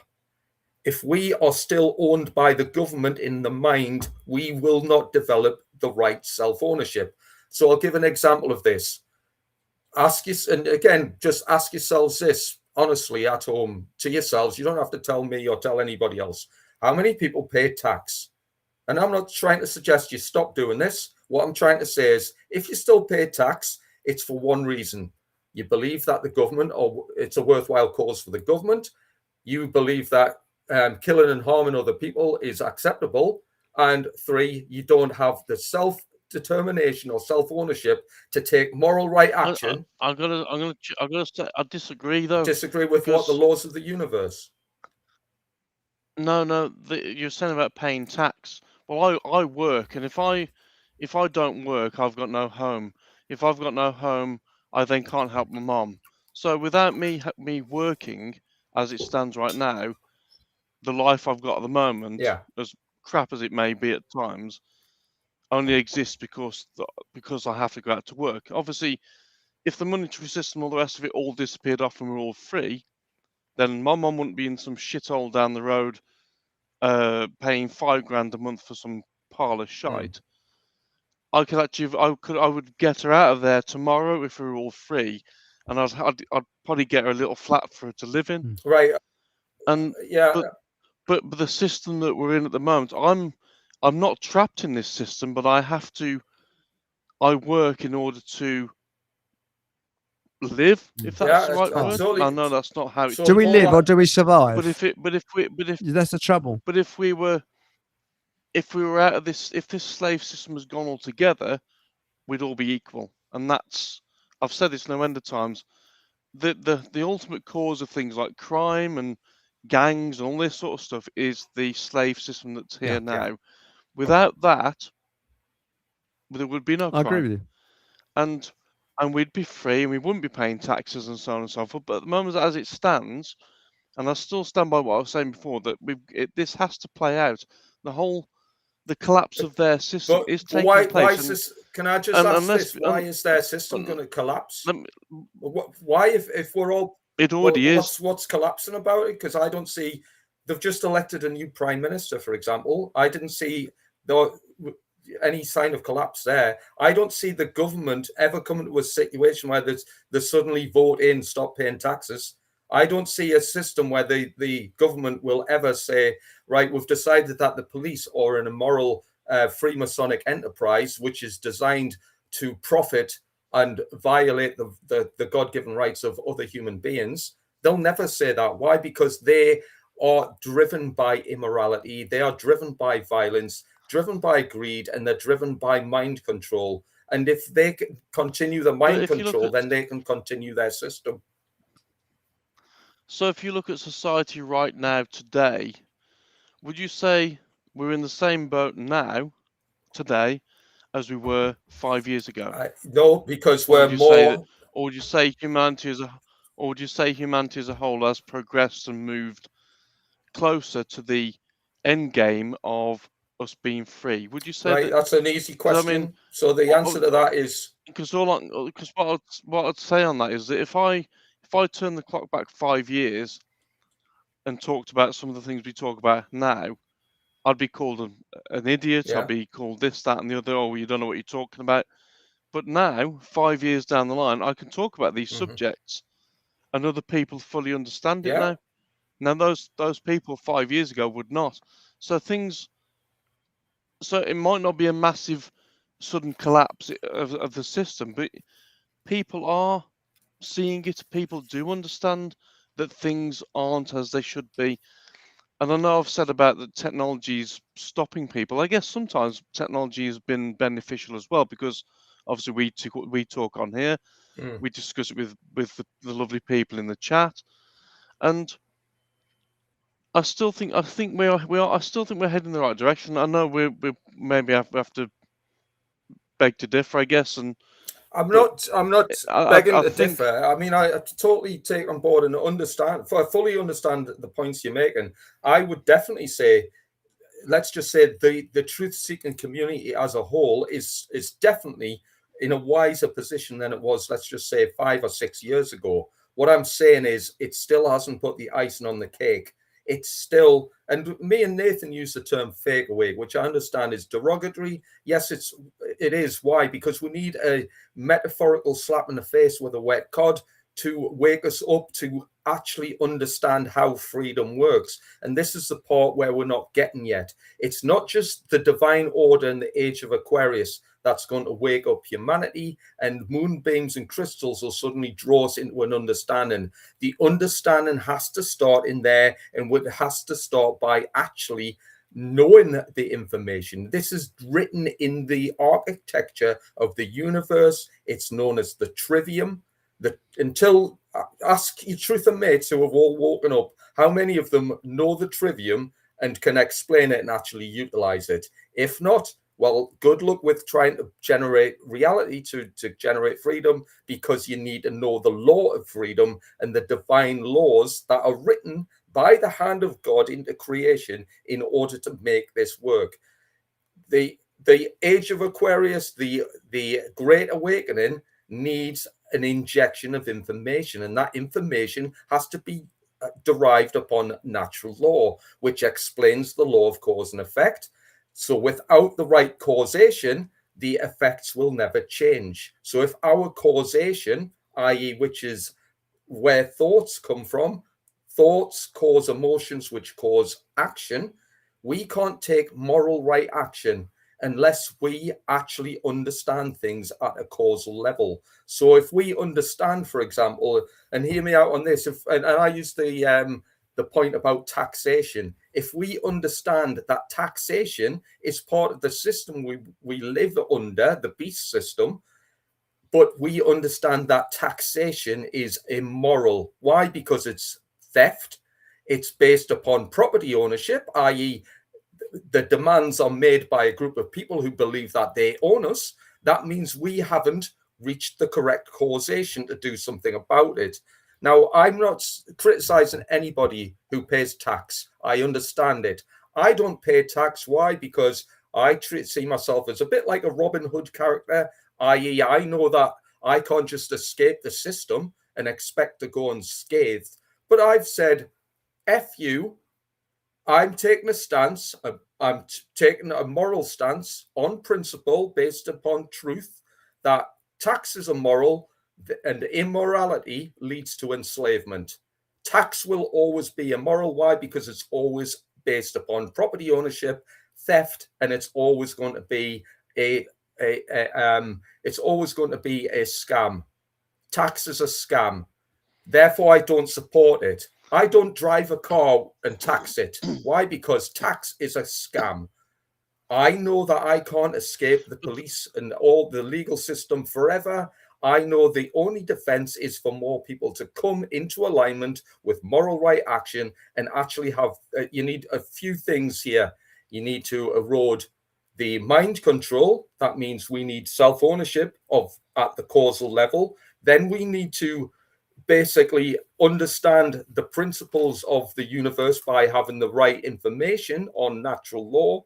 And we also, one of the ways to do that is to undertake something called shadow work. Again, that's something probably for another discussion. Mm-hmm. But the third thing that we need to develop as a community, as the truth movement, is the self-defense principle. If we are just going to base our moral behaviors, our actions, upon what the government tell us to do and hope that one day they'll change the law, then we'll be there forever, trapped in the plane of effects, because we've not developed the necessary ingredients to generate freedom.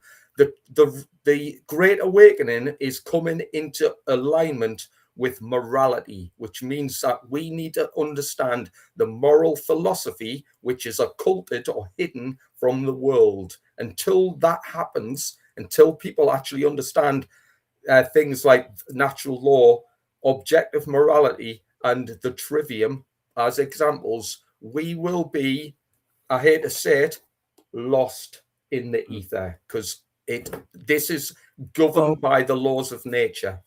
As you said, as the title said, it is, we've got perpetual immaturity. People are not matured up to look at who the enemy is and deal with it. We have this pest that is affecting our life, and it's going on and on and on and on. We got Andy Bum or whatever his name is coming in now, and they're going to have some other person telling you this, telling you that. The real fact of the matter is, none of them have got any right to tell you how to live your life, and that's what they're doing. And anyone that wants to be a prime minister is good enough reason for them not to be, as far as I'm concerned. But again, the thing with that is, it's not just that obviously tax is wrong. Obviously, you say that's theft. But the biggest thing that is theft is work. Because work, effectively, the slave system thieves your time on this realm. Correct. And you never time get that and back, attention. essentially. Yeah. The slave system takes time and attention from us. The tax bit potentially, if you deem money as important, potentially you could get that back. But the 50 years I've been on this realm, or will be 50 years in a week's time, or a couple of Happy days' birthday. time. All right, all the best, mate. I can't get that time back, and nor will I ever. So technically, the working side of it has thieved all that time from me, and the school. Same as school thieves the first 18 years or 16 years of a I don't want to use the word child's life, because child means chilled. Of a youngster's life is theft, and they're never going to get that back. Whereas what they should be doing is playing and learning what the world's about from their own perspective, not because somebody tells them. I agree. And it's that again. I agree as well. Another element of theft, and we're all within that. I don't think there's anybody who doesn't work, and that's billions and billions of hours of people's time that they're never ever going to get back. To address that, the work bit, I haven't got a problem with work. I mean, I work. I don't have like proper jobs, and the money I earn is absolutely pathetic. I'm not even going to embarrass myself to say how little I earn with the labor I produce. But the thing is, I don't then give any portion of anything that I have generated, any of my sweat equity goes to the government. Why? Because everything the government does is immoral. As I said before, government transgress natural law, which is the real laws of creation, which is the real laws that we are born into, but we don't understand because we've been mind controlled and indoctrinated to believe otherwise. The laws of man will never supersede natural law. However, nobody understands, or very few people understand natural law, which is why society's absolutely effed up, because we are living in chaos, order out of chaos, generated by the indoctrination of a society to reject their natural born rights, to the point where they don't understand what objective morality is, they don't understand what the trivium is, they don't understand what natural law is. If they did, I can guarantee, if anyone understood those three things at a decent level, i.e. it's all in there, if they understood natural law, objective morality, the trivium, that would fundamentally change that entire world, and it would literally do it within months. I can guarantee it. Why? But because we're indoctrinated into a system that follows man's law, then we become what's known as a moral relativist. That means we don't understand morality at a sufficient depth to be able to affect changes of a moral stature in the world. Therefore, we're going to be at a disadvantage. It's written into the architecture of the universe. It's known as the law of cause and effect. And Matilda's mentioned about karma. Yes, it's essentially the same thing, but what it means is karma is the law of cause and effect. All effects, that means anything that ever transpires or happens, has to be generated at a causal level, i.e., it has to be progressed from the mind, that the human mind generates, because we're all co-creators. We co-create the effects we receive and experience by our mental understanding. And if we are effectively fed with shit, well, shit comes out. And that's what's happening in the world. It's order out of chaos. The world is in enslavement and facing further tyranny because we don't value our natural born rights. So as an example, all men are created equal. Well, if all men are created equal, and of course I include women in this, but for simplicity, all men are created equal. Well, why is Andy Burnham our Lord and Master? Why is anyone in government telling us what to do? Why do the cops arrest us for bullshit like smoking a joint or, driving without a seatbelt? Why? Because all men are created equal. Oh, well, some are more equal than others. No, all men are created equal. We do not yet get it. All men are created equal. That means no one is fit to rule. No one. That means unless you're an anarchist, and I don't class myself as an anarchist because I was born as an anarchist. I'm going to point the finger here. Everyone I'm pointing the finger at, the entire world, were born as anarchists. Then you get brainwashed to believe that somebody owns you. And then you get brainwashed enough to believe that this whole system tells us what to do and it's got the moral right to do so. This is where we are still screwed up at a causal level, because at a larger scale, people still believe in a system has the right to tell us what to do. No, it doesn't. It's got no right. It's based upon the magical illusion. And that means we are still brainwashed to still believe and support that system. I don't pay tax simply because taxes are moral, government are immoral, and I'm not having any part of it. Until society come to that level of understanding and actually follow it through with moral right action, and I'm saying tax, that's just one example of many, because some people still think Andy Burnham's going to make a great leader. Some people in the truth movement still think Rupert Lowe is going to make a great leader. These people are dumb as bricks, and until they fix their head by undertaking shadow work, gaining the self-respect and self-ownership of their own mind, and then following it through with the ability at least to undertake the self-defense principle and put it into effect, then the new world order is going to be a great success. The people, especially truthers, need to take a big step, a small step, put the icing on the cake, reach the spiritual maturity that's required, and then realize what it's all about and how it works, and not get out that stage of dreaming and get out the delusional new age punk phase that we're going through. Sorry, I know I've ranted on a fair bit there. No, that's excellent. And I don't know about you, but we're coming up to the time now. When I say coming up to the time, I was up about 6 o'clock this morning, so I'm a bit knackered. This has been a fantastic show. Thank you very much, gentlemen. Thanks, Steve. Thanks Paul. All the best to Paul, by the way. All the best to you, mate. Yeah, happy birthday. Happy birthday. Thank you. Thanks. And 2 days' time. Oh, well, that's 50. God. Well, time. I don't know what it is. When I was young, I used to think anybody over the age of 21 was decrepit. You think when you're about 14, you think, oh, crumbs, 20.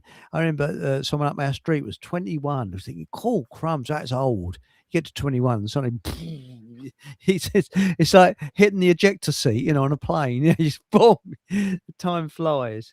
But I think the most important thing is that we're deep down inside. I mean, I was watching a film of someone that was in Iran at this funeral, and at this funeral, people were bringing food, and they had stalls laid out, but they didn't accept money. People just came along and just picked up the food, what they needed, and that. Now, the reporter there is Irish. She said, "It's unbelievable. What incredible people! Isn't that an amazing thing? That it doesn't matter whether you're rich or poor, you go along, you just pick up the food. There's people there preparing and serving the food. They're paying out of their own pocket. that is something that we've lost in this country. I think it was like that at one time, but we've lost it. That kind of I don't know what you call it. But anyway, thank you very much for joining us. Thank you for everybody in chat. And Steve, got any anything on the horizon, like any courses you got run or anything like that? Yeah, there's something coming up in October, which is going to be based in north of Northumberland, and it's going to be like a survival and spiritual retreat thing. There's going to be a whole host of things, including live music. Again, I'll put more details on that. But one thing I would like to say is I would definitely recommend this book. I don't know if that's coming through okay. This is called The Most Dangerous Superstition. Yeah. It's one of the 3 things that I always promote in practically everything I do on the Occult Academy, which is essential reading. I've actually got 2 copies of this book, and I'll give one away. If anyone's interested in it, contact me with the email or whatever means. I will send it out to the first person who's interested. But other than that, thanks. I hope I haven't been ranting on too hard. Not at all. This is what the show's about. It's just open speech, free speech, and I think that I'm sick of the establishment. I always have been sick of the establishment, and I think the more people that wake up to the way they are enslaved, the better things will be. But that's the thing. And they are. And they are. I'm optimistic. That's right. But anyway, thank you very much, everybody in chat. Thanks, Steve. Thanks. Paul. And thank you for the birthday wishes. Yeah, happy birthday. You'll be 1 year older. And I don't know whether I might be. I don't know what's happening this Thursday. Whether I might be on Paul English's show, but whatever happens, I'll be back next Sunday, same time, 8 o'clock, and I've got quite a few guests lined up as well, so it's quite exciting. And so remember, put the old thumbs up, consider subscribing, and whatever happens, have a bloody good laugh and good